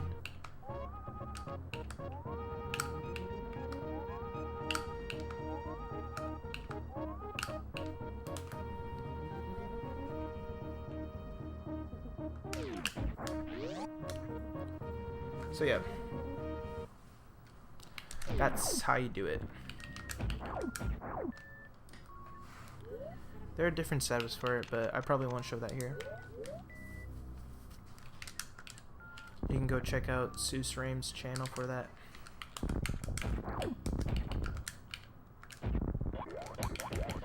So Bowling Skip, as you can see, it's not that hard. It's just that the entire setup of it can be a little difficult.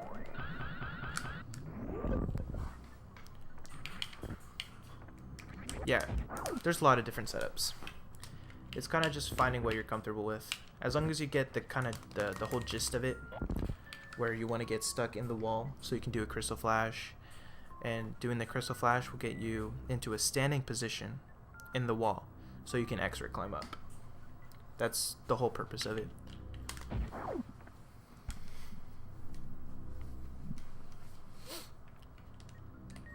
Yeah.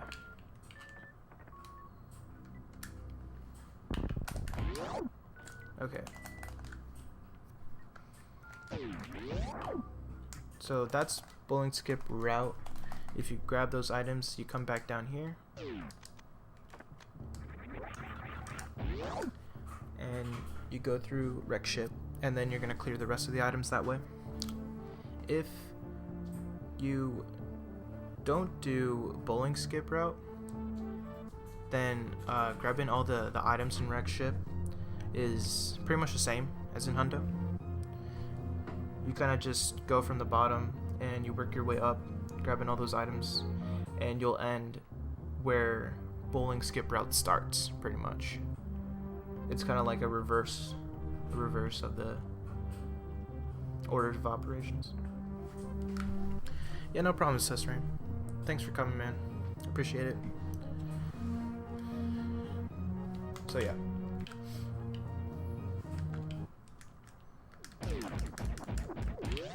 So what Sysframe used to do is he would go through this door first. He would go through here first. He'd get the wreck ship E-tank, and then he'd work his way down. Now it turns out that that route is a little bit slower, but not by much. A couple seconds. So if you're comfortable with doing that, because the good part about doing that is that you can get a spark here, which enables you to release it here in this room to get the missile, and that saves a little bit of time there. But if you go from bottom up, right, you get more speed going into the wreck ship E-tank room. So it's kind of like a toss-up of what you want to do. You want to spark over here,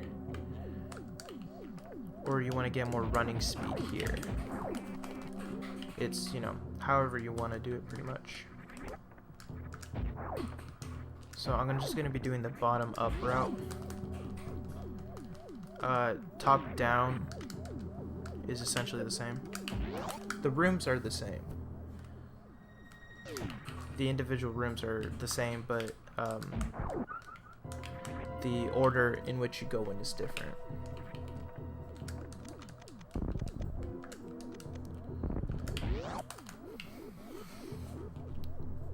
So you get that super, left super, and then right super. Or you could do right super first, and then left super. Both ways work.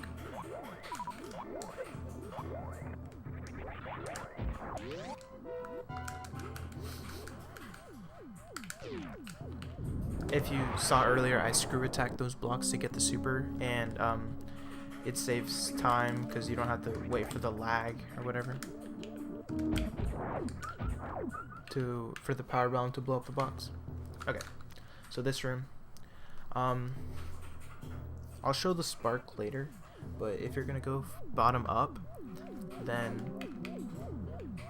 the space jumps are kind of tight.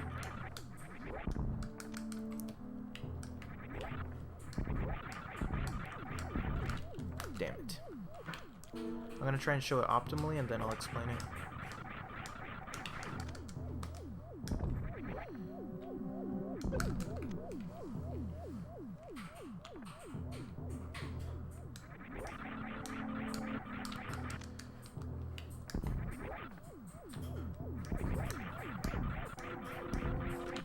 There you go.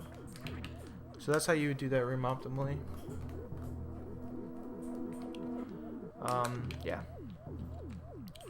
The space jumps are really tight.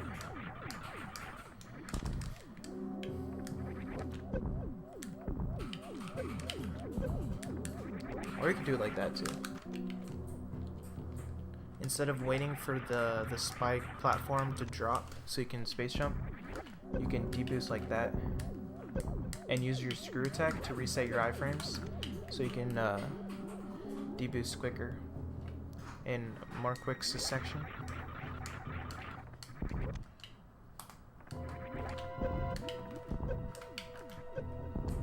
Like that. Obviously it's harder than just sparking through that room, but overall it is faster.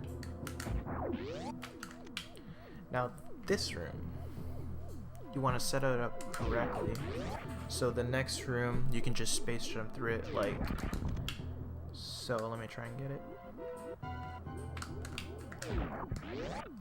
Whoops. Nope. Nope. Nope.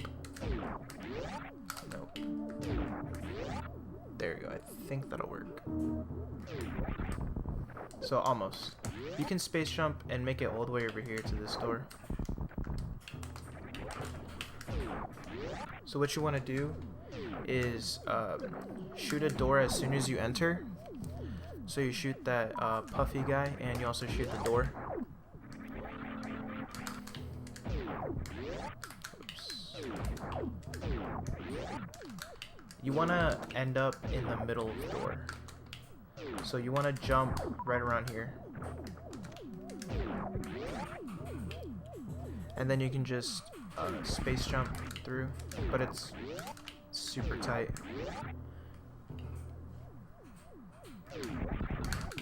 Damn.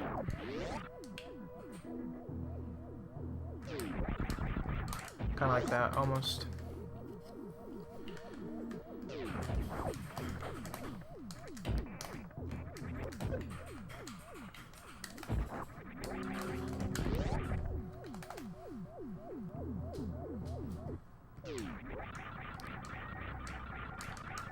And get that E-tank. And then what Susraim does, he has like a little setup here. He moonfalls down here, gets hit by the spikes, and then space jumps up to the door. And that way he has like a little bit of run speed. So I think it was like a second or 2 seconds faster than running through here. Because you can see the space jump is slower than doing it this way. See? So, Samus's speed is much faster if you do it that way. Where you just moonfall off the platform and then just run for like 2-3 seconds before you get hit by those spikes again. And then you start jumping up to the door. You can do a grapple deboost here. But it's kind of hard, as you can see. Shoot.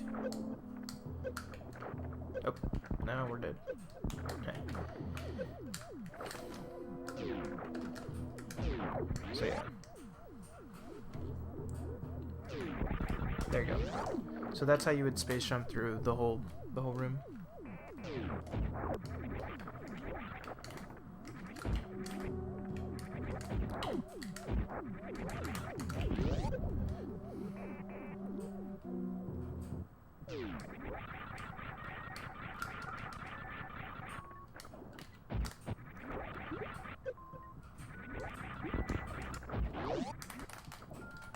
You want to watch out and not hit that platform too that I just hit, or else you won't have any speed.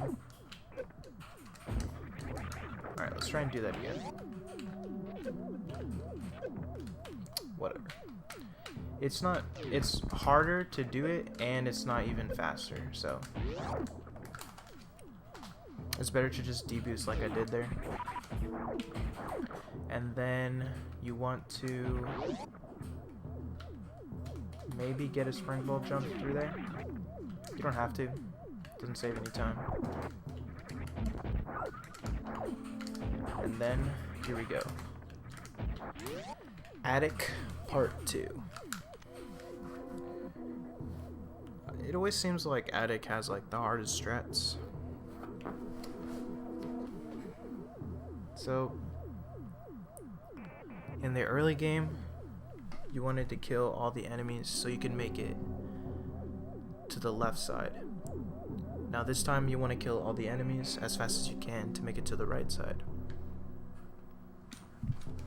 And I'm going to show you this strat right now that I do, which is pretty close to Susraim's, except he does an extra grapple deboost, which is only 0.1 second faster.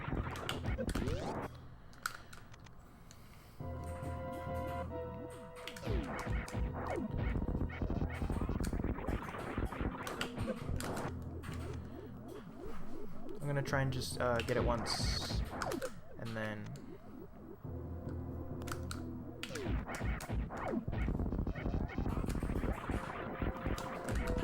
I can go from there and explain what I'm doing. There you go.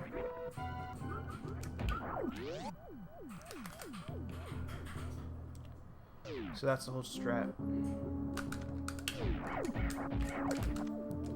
So what you want to do, as soon as you enter the door, shoot this guy.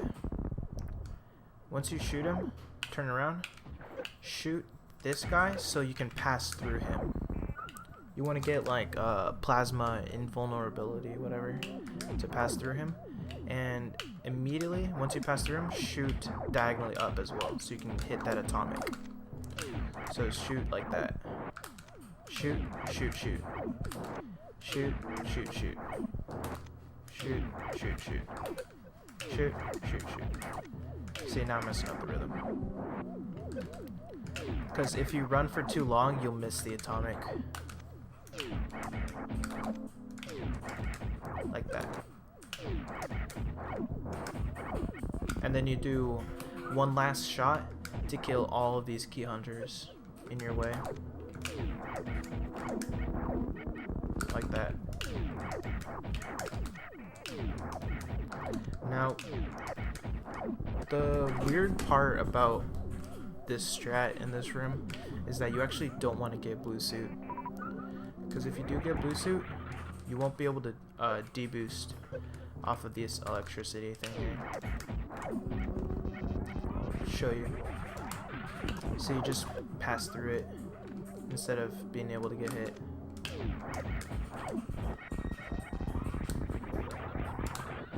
Like that. I just passed through it.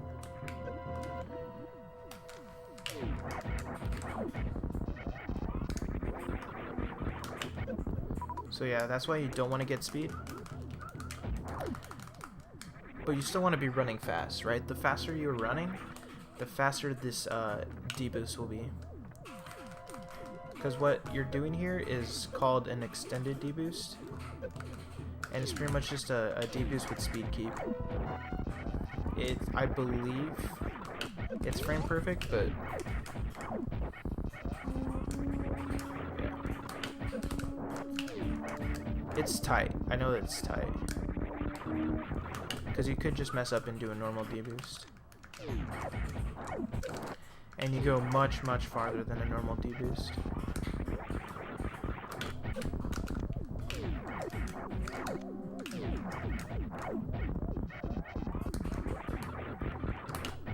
Right, so you want to kind of jump right here. Maybe a little bit around here. Right before you get your blue suit. So you screw attack that guy. Come over here, you screw attack this atomic. And then once you come over here... Oh, that's right. I forgot to mention. Once you do your last shot, you want to charge.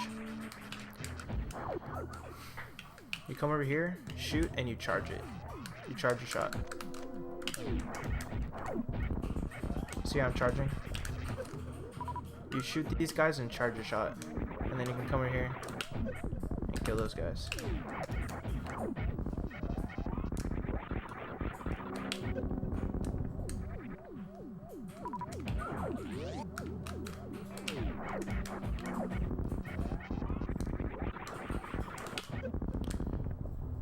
So,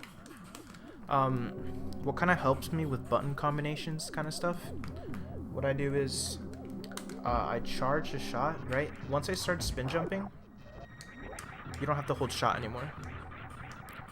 So once you get here, to this spot, just tap L. That's all you have to do. Tap L, and you'll release a shot, kill these two guys here, and then you'll be, in a perfect position to just deboost. So here I'm not tapping at X anymore, which is my shot button. You can look at my button input display in the top left. All I do is just tap L. Once I'm spin jumping, I don't have to hold shot anymore. And I just tap L and I killed both of those guys. Once you practice, this strat can get pretty easy. The deboost is not really that hard to get.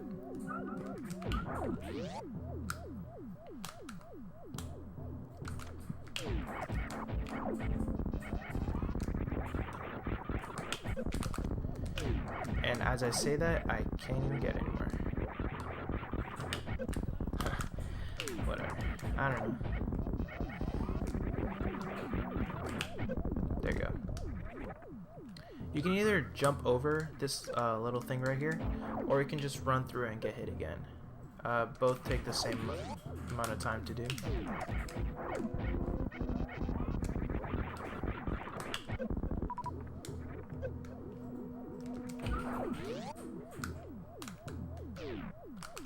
Okay.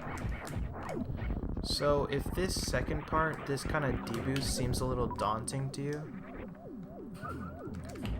there is an easier sort of setup that'll only take like 2 seconds slower. It's the same beginning, right? Do this little part right here where you shoot that guy, come over here, shoot up there, and then shoot all these guys and charge a shot, right? The beginning is still the same. But you want to get blue suit. I mean, you don't have to. But it doesn't matter if you do. Then you can kill those guys.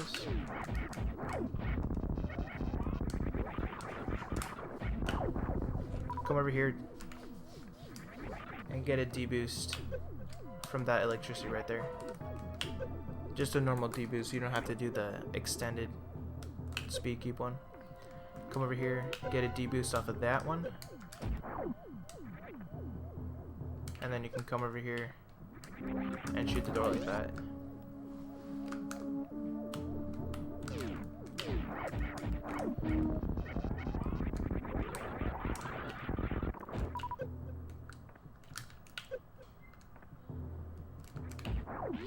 So there you go, that's the strat. And it's only 2 seconds slower, so if you can't do the extended deboost, you can just do it that way instead.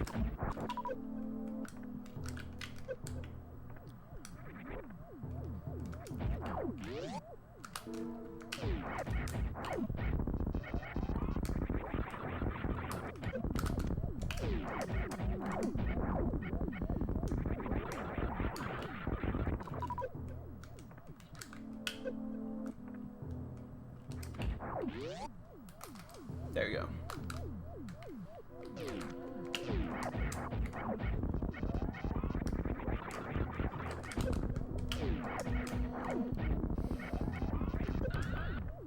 You can also just spark through here, but that's really slow. If you're used to sparking, then go for it, but it's really not faster at all.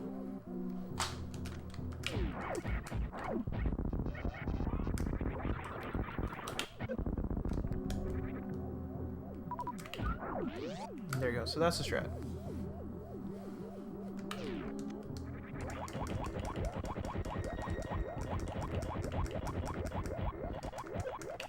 And then you can just missile these robots.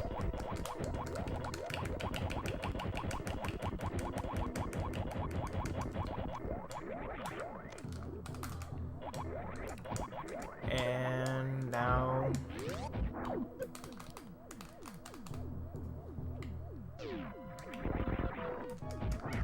hold on, I just realized something. The store's locked.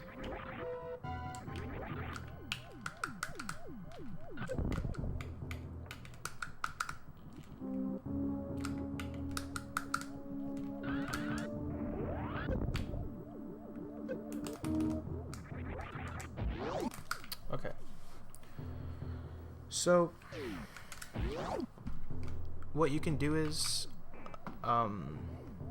this is to set up to do a spring ball to grab the sky missiles, like outside of the wrecked ship. It's pretty precise. It's a pretty precise spring ball trick that you have to do.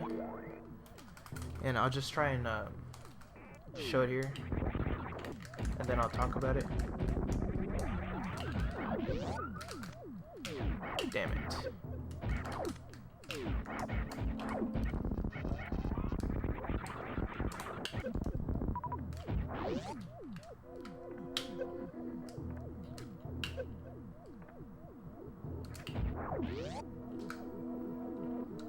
Okay, so pretend I got that item. So what you can do is come over here, screw attack these guys, do a stutter, and then jump and spring ball over there. Shoot the door, and then you can just spring ball like that.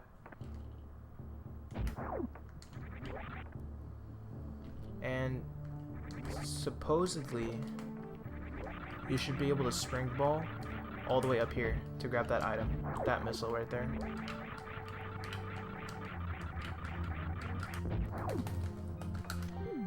But I have yet to do that. I'm still trying to figure the strat out. It's something that Suzerain does.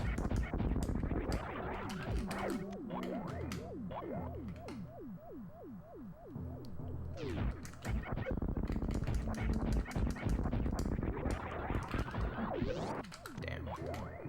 It's pretty hard. Wait, you guys can't hear me actually? I thought you were just joking. This is max volume for the mic.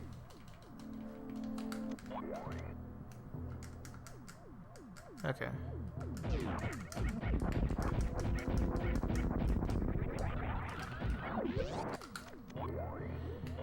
It's a pretty hard strat, and you kind of have to get the right, like, speed. And you have to mock ball in the right position. It's really tight.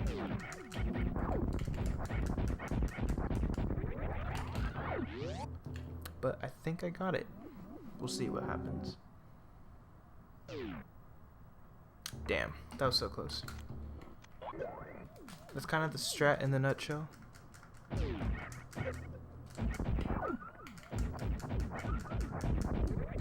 Damn it.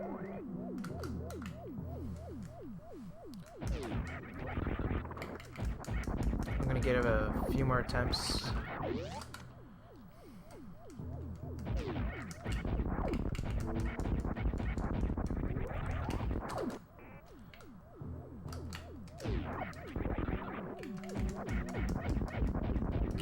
So you kind of want to space jump like right around here. Space jump here, and then you do 2 jumps, and then you shoot the door and mock ball right around here, and then you should spring ball jump over.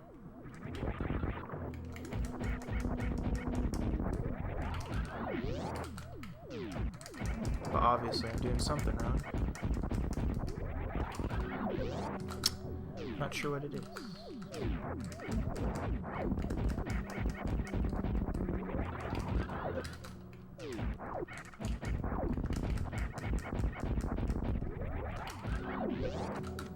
Damn.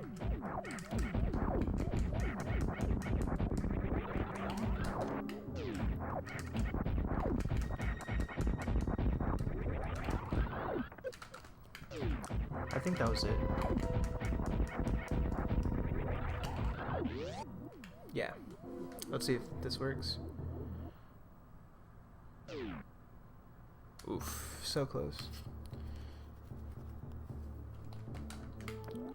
Alright, I think I know where to jump now.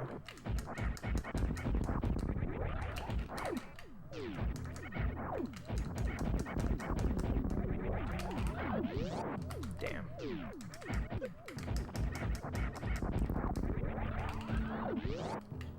Alright, let's see if this works. Damn.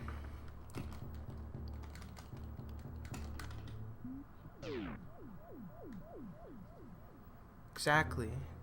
Everyone else is just loud. You're loud, Ben. Tone it down a notch.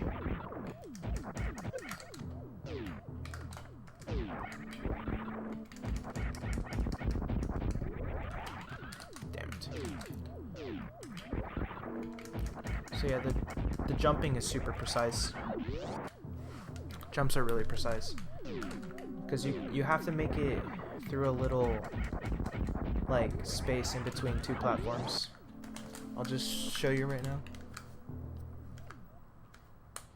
So you're trying to make it in between these 2 platforms right here. You want to make it through this hole, and then you want to land right here. And then you do a little bounce ball, and then you spring ball, and you should make it through this hole right here, and it'll take you all the way up to the sky missile. So it's a pretty sick looking spring ball jump once you get it.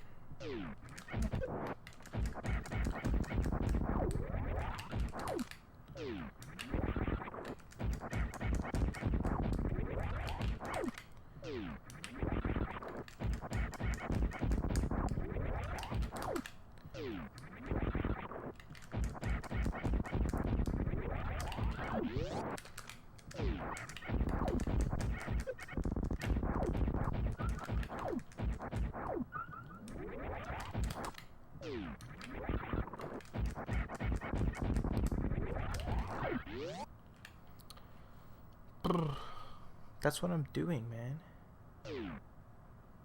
Damn. So yeah, I just barely miss it every time.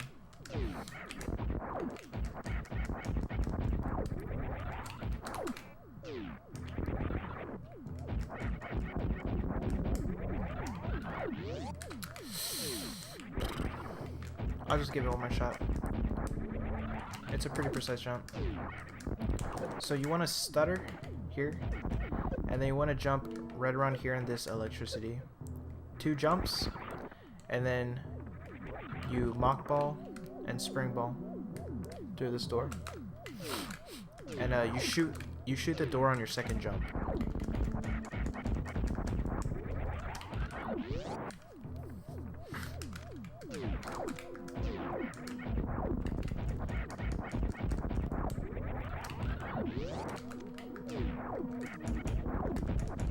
Alright then.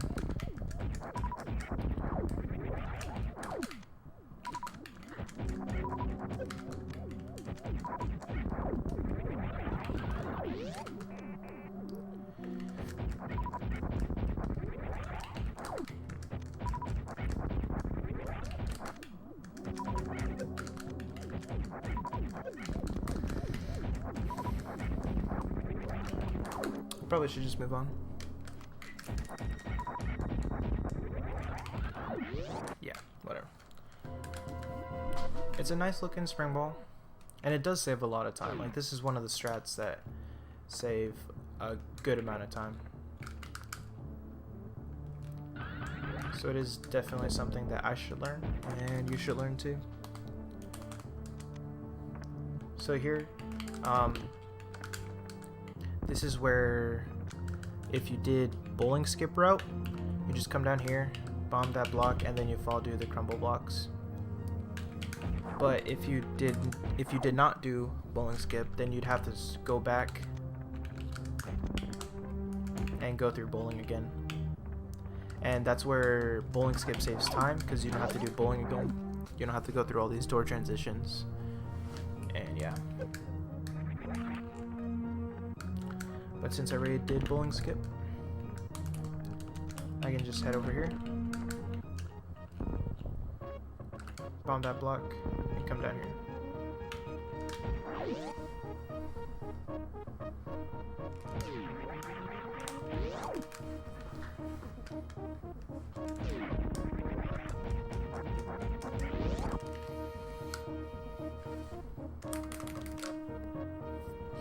Alright, so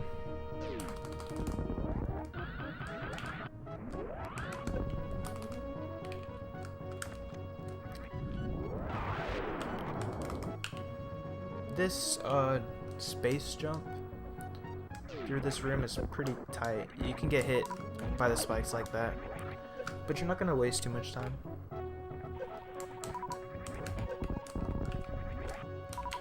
Okay, so once you grab the power bomb, run straight and you'll land on this block every time. Just run and you'll land on it. From here to there, and then from here to that little pillar, you're gonna have to do a down back, I think, yeah, or just a down grab, like that.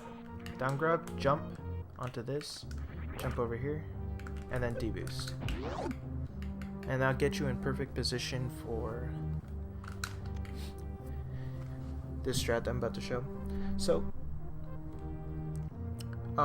it turns out that actually space jumping and screw attacking through Gauntlet is the same speed as doing the spark. Literally takes the same exact amount of time to spark through Gauntlet that it does to just screw attack through it, as long as you get the setup right, which I'm about to show.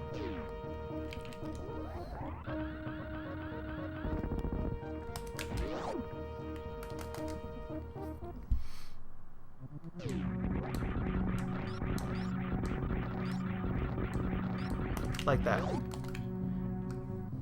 So that took like 12 seconds. And then if you were to just do the wraparound shot, hold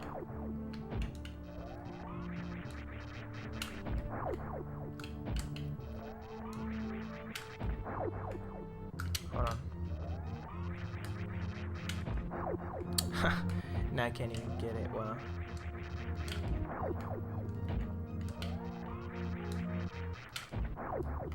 What? I don't even understand. Alright, there you go.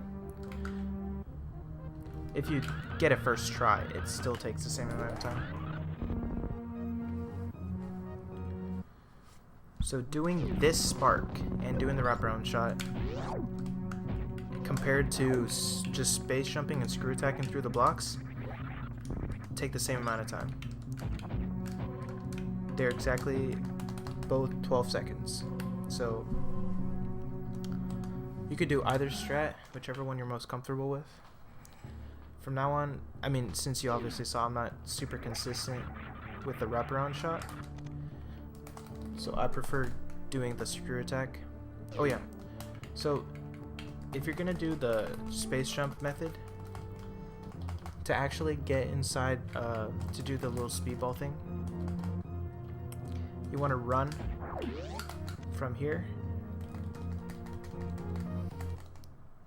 all the way to this little slope right here, that little corner right here. That's when you jump and morph, and you do a little bounce ball, which I'll show. So you do that, morph, you do a bounce ball, and then jump over here to shoot the door. And then you just space jump.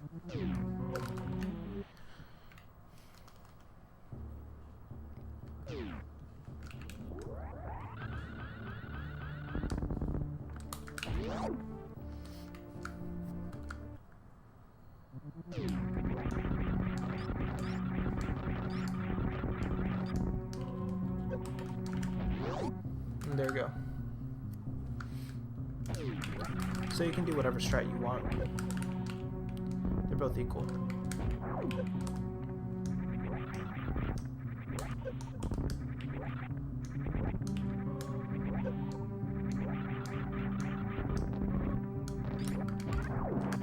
Alright, so here's a little strat that'll help you. If you are ever worried about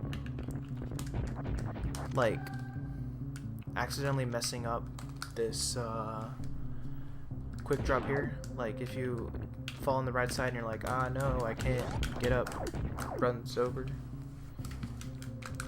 instead of like say you just went here and trying to do the setup and then you messed up like that, right? That can be pretty bad.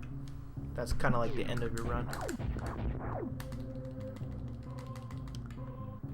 But an easier setup where it's pretty much foolproof, really.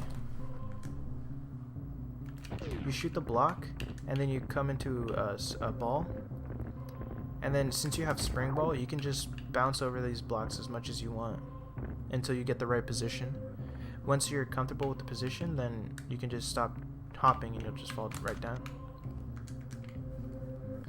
So you shoot like that, and then you do a little mock ball.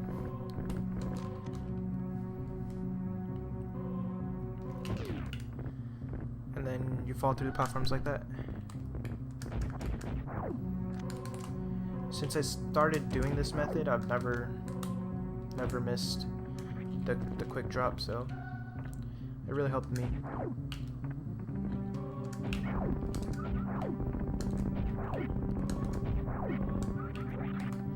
And then here, this room is kind of tight. You can do a spring ball like that, which is the fastest method, but it's a little inconsistent.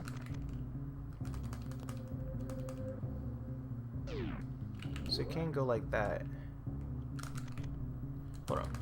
I'm gonna try and show the first method I did, but I probably won't be able to do it again. Yeah. So you can do a little like morph and fit through this little gap right here, and then shoot the door. Or you can do an easier method where you morph sooner, and it's easier for me anyways. It's just another method where you bonk on the bottom of this mushroom thing, and then you just hold jump, and you'll spring ball all the way to the door.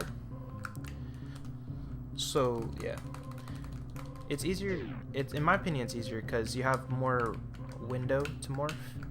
Because you can like morph here, you can morph here, here. You know, there's more room.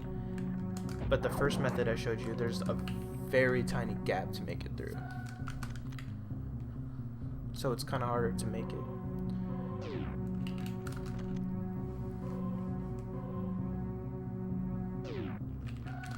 And now I can't even get it. Like that. Like so. You just hold jump the whole time and you'll make it through. Compared to doing this, right, where you can bonk on this little mushroom, or you can bonk on this little Kago.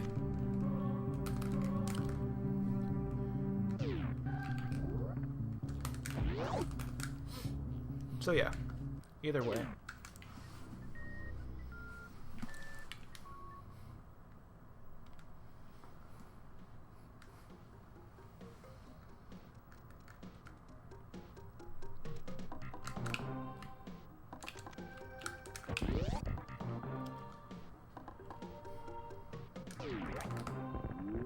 Huh.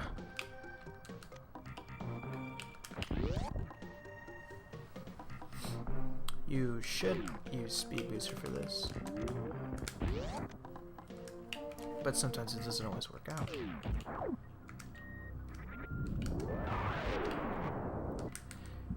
And then you'll lay a power bomb like right around here, right at this spot, and then you screw attack the first block, and then the power bomb will destroy these next blocks, these two other blocks right here. And then you can come over here, grab the reserve tank, and then there's a pretty tight mock ball right here.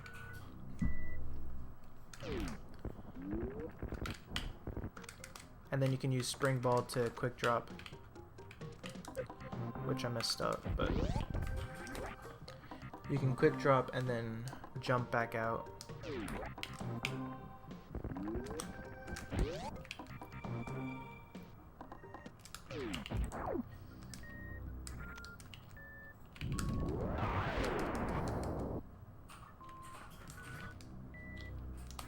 Okay.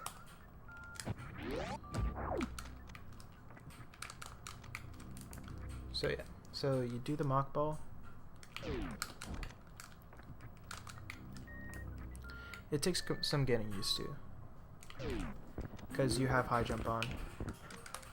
Then you use spring ball to do a quick drop. You hop onto it. You jump on the crumble block. What?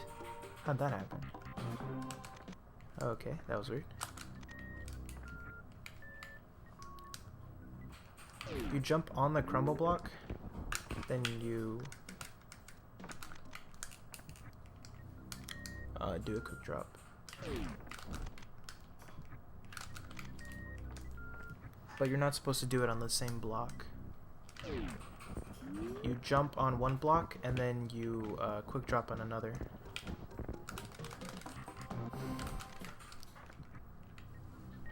got it the first time. Like that.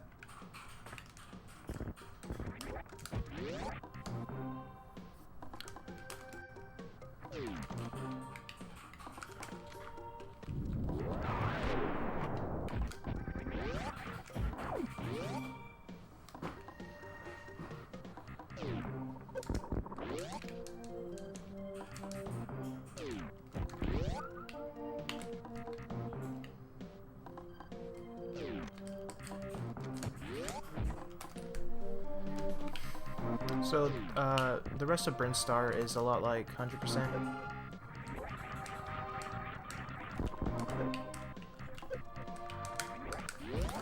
Just come over here to get the Edikun PD.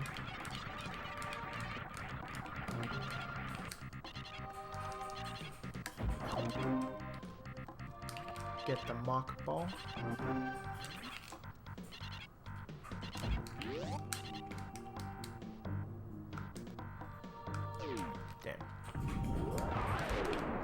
You can do a little spring ball up here. So you can lay that power bomb. But yeah.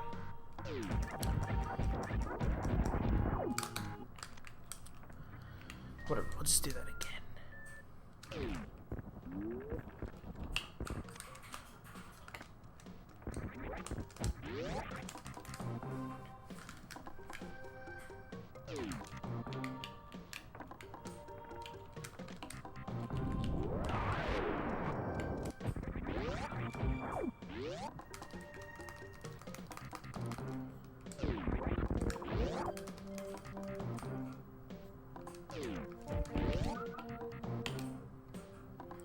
So all the strats here are this.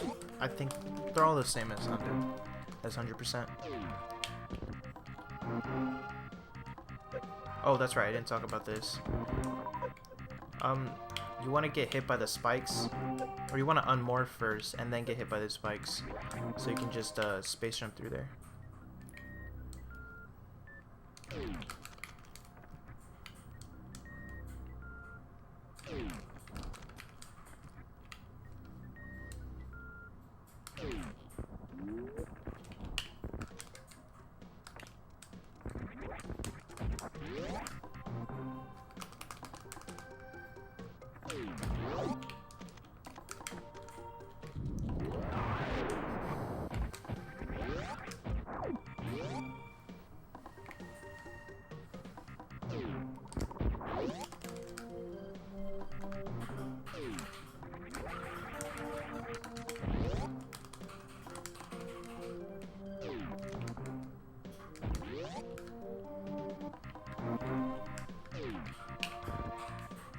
So you unmorph, get hit by the spikes, and then space jump over.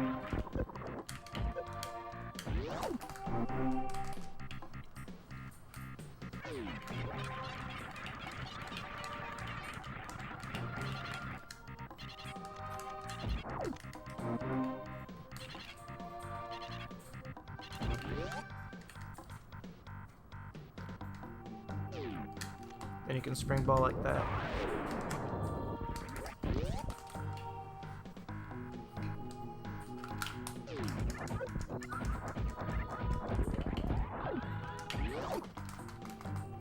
So, usually you would do a spark here, but since we have space jump, it's actually easier and faster just to space jump up here to this missile instead of sparking.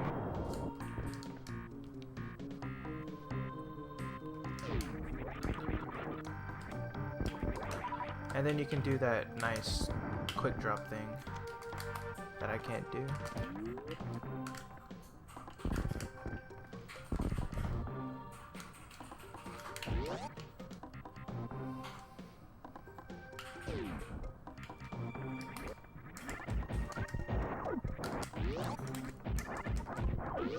If you did like do the quick drop thing and you got out like pretty fast, then you can get you can do a stutter 3 tap here to get blue suit for the next room. But since you have Screw Tech, it really doesn't matter too much.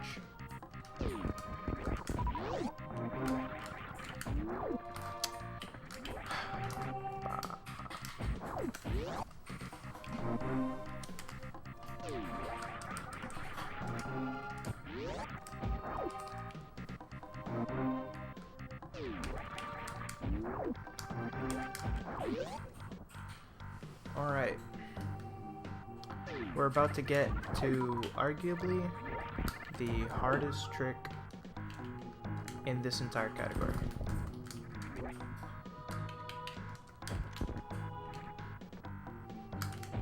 Alright. So, this trick is called Spore Spawn Speed Skip, but you can abbreviate it to 4S. It's a very, very precise trick. I only started learning it last week, and I kind of got some like setups in specific places where you jump, but for the most part, it's kind of just have to get a feel for it. And yeah, there's two main ways you can do it. You can either bonk. Well, I guess I should talk about it once I get there. But first, what you should do is super this door, and then space jump over, and then grab the super. Now here's where things get a little tricky.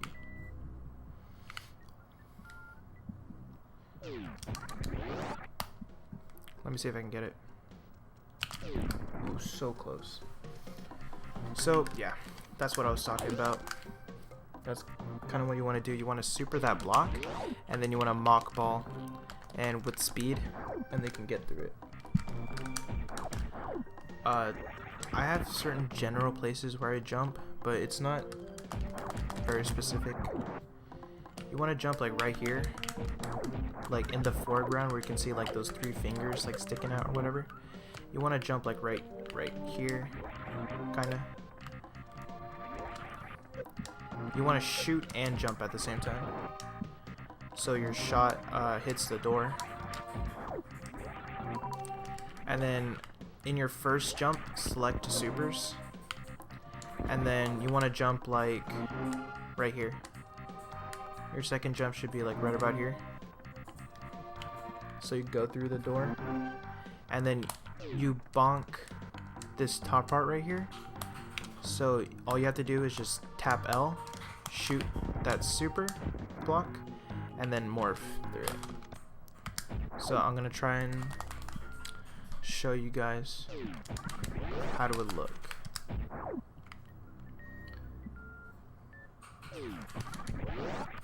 It's a lot of things you have to do all at once.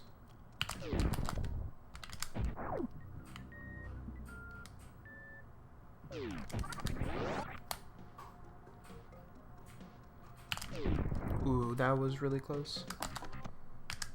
Maybe if I shot the super a little bit later.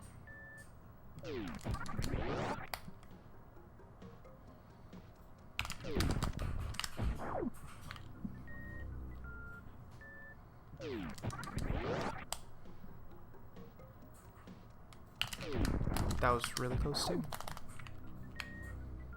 Yeah, man, pulling out my big boy pants.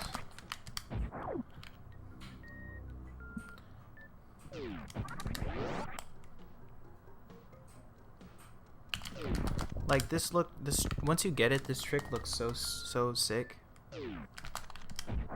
And it saves a lot of time too. Like there's no point in not going for it, because you're not gonna lose that much time. And there you go. That's the trick right there. You pretty much just have to have fast fingers. Good precise jumps and fast fingers. I'll show it one more time. If I can get it one more time.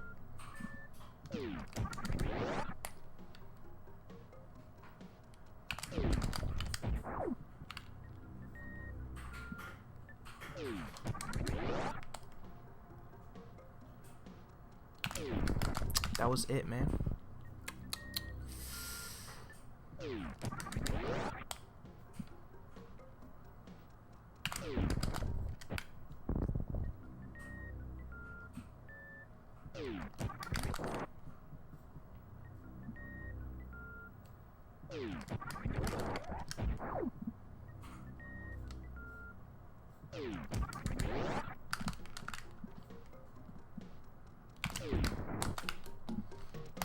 So that was a good precise jump, so now let me just try and get the mock ball.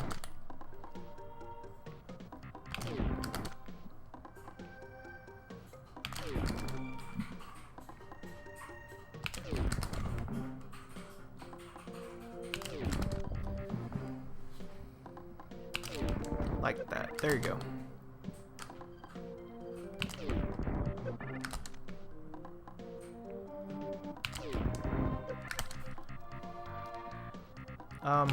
The timing for it is different depending on how precise your two jumps were. Sometimes you might have to shoot the super earlier than you would have. Sometimes you might have to mock ball a little bit tighter.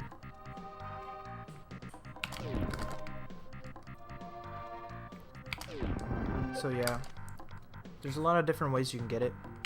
So if you find a very consistent like visual cue for you,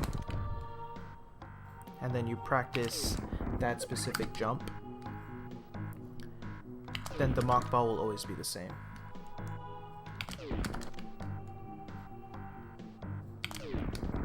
So there you go.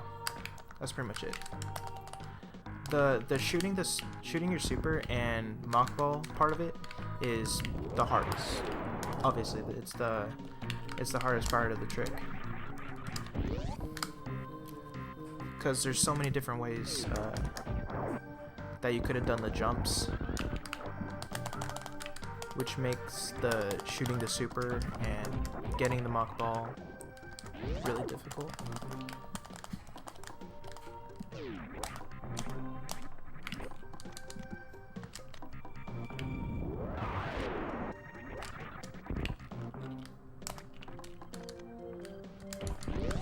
Okay. So this strat.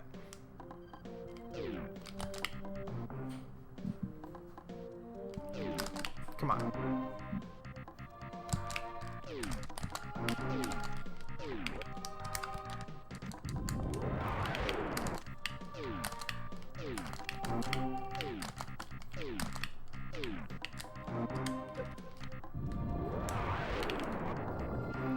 So you wanna mock ball through here, and then you kind of have to do like, it's not frame perfect, but it's like a precise unmorph.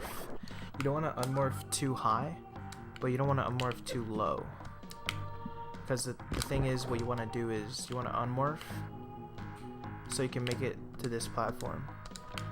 Then it's just two jumps up here.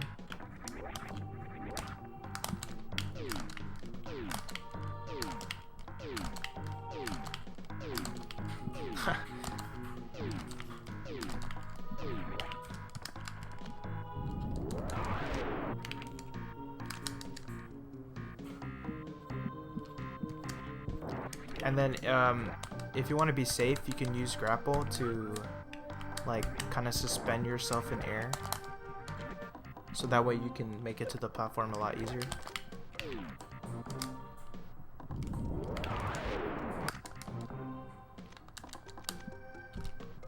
Like that. And then there you go.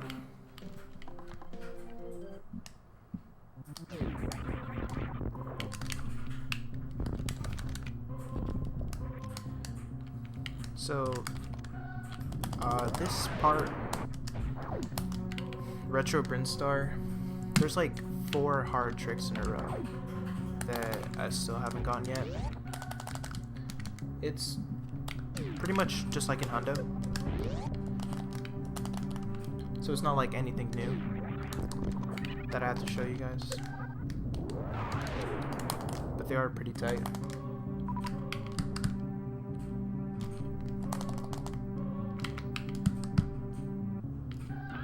So yeah, all this Retro Brinstar stuff, pretty much After Big Pink, everything is just normal 100% strats.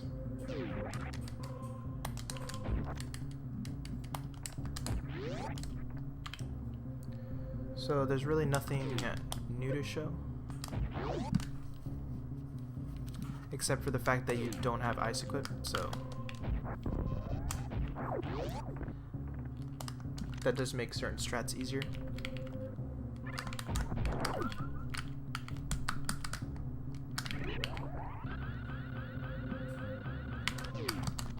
Damn it.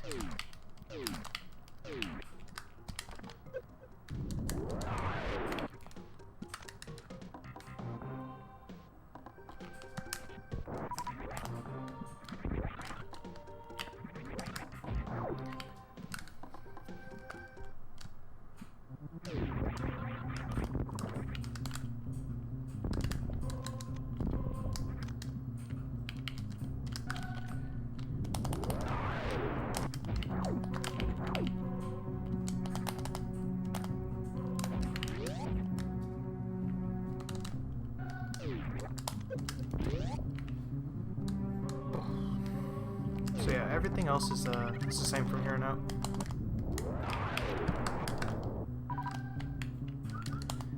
And sadly, that means it's the end of the tutorial. I won't be talking about Turian. That's pretty self-explanatory. The only problem is you have a lot more energy. So if you can't do baby skip, you're gonna lose a lot of time. I mean, I still can't do baby skip, so yeah. I'm planning on learning baby skip, because that'll save a lot of time for me. So yeah.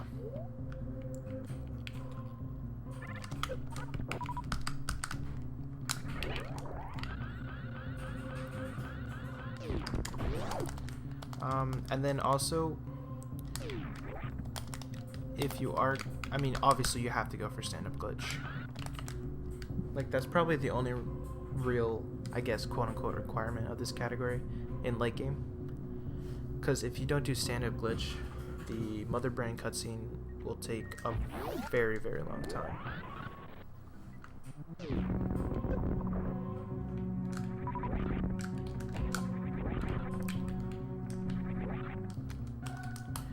And yeah, so what else? So during the stand-up glitch, you want the baby to grab you as soon as possible, and you want your health to be like regained as quickly as possible too. So you can't take any hits from Mother Brain.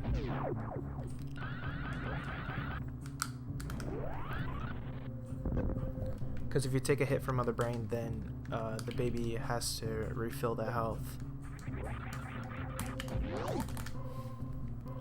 So yeah. So there's more intricacies about the stand-up glitch, but it's really the same concept. That's not something I have to show. Just keep that in mind. That since you have so much energy, you want the baby to grab you as soon as possible. And baby skip will save so much time.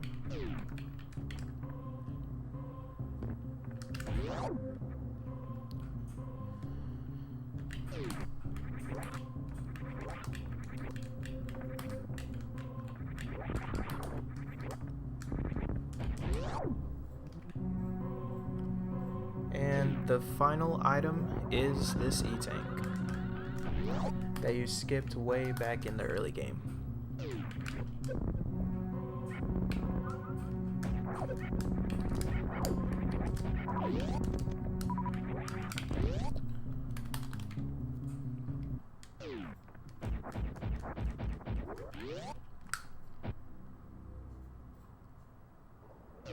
And there you go. So yeah, I really hope this early game and the late game tutorial will help somebody in the future. Because, I mean, a lot of these strats that I showed don't really show up in any other category, really. Yeah, Max GT Code is, it's a very unique category. There's, you have the early game, which is a lot like low percent. And then once you execute the GT code, it's a lot like 100% and doing a lot of optimizations. Jinx. Yeah. So yeah.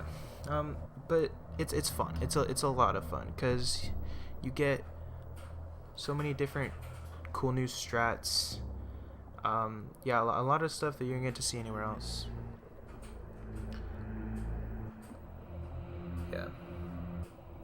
It's really a fun category. You get to mix a lot of different categories together, like GT Classic, any percent, low percent, 100%, and all these, you know, cool new strats. So, yeah, I really hope that more people run this category, because it is a lot of fun. It's a lot of fun. And there's so many strats that haven't been even been found yet. Like, this is still a relatively new category. And I'm looking forward to like seeing people come here and experiment new stuff. You know, stuff like the 4S that I just showed. Yeah, the 4S is definitely something that needs to be discovered a little bit more, so we can find consistent cues to get the mock ball. So yeah, thanks you guys for watching. Appreciate it. Hope this tutorial helps you guys. Practice, you know, practice makes perfect. And yeah, I guess that's it. We need more runners for Max GT Code. So I hope there's people out there who wanna run this category. Alright, thanks for watching, guys. Bye.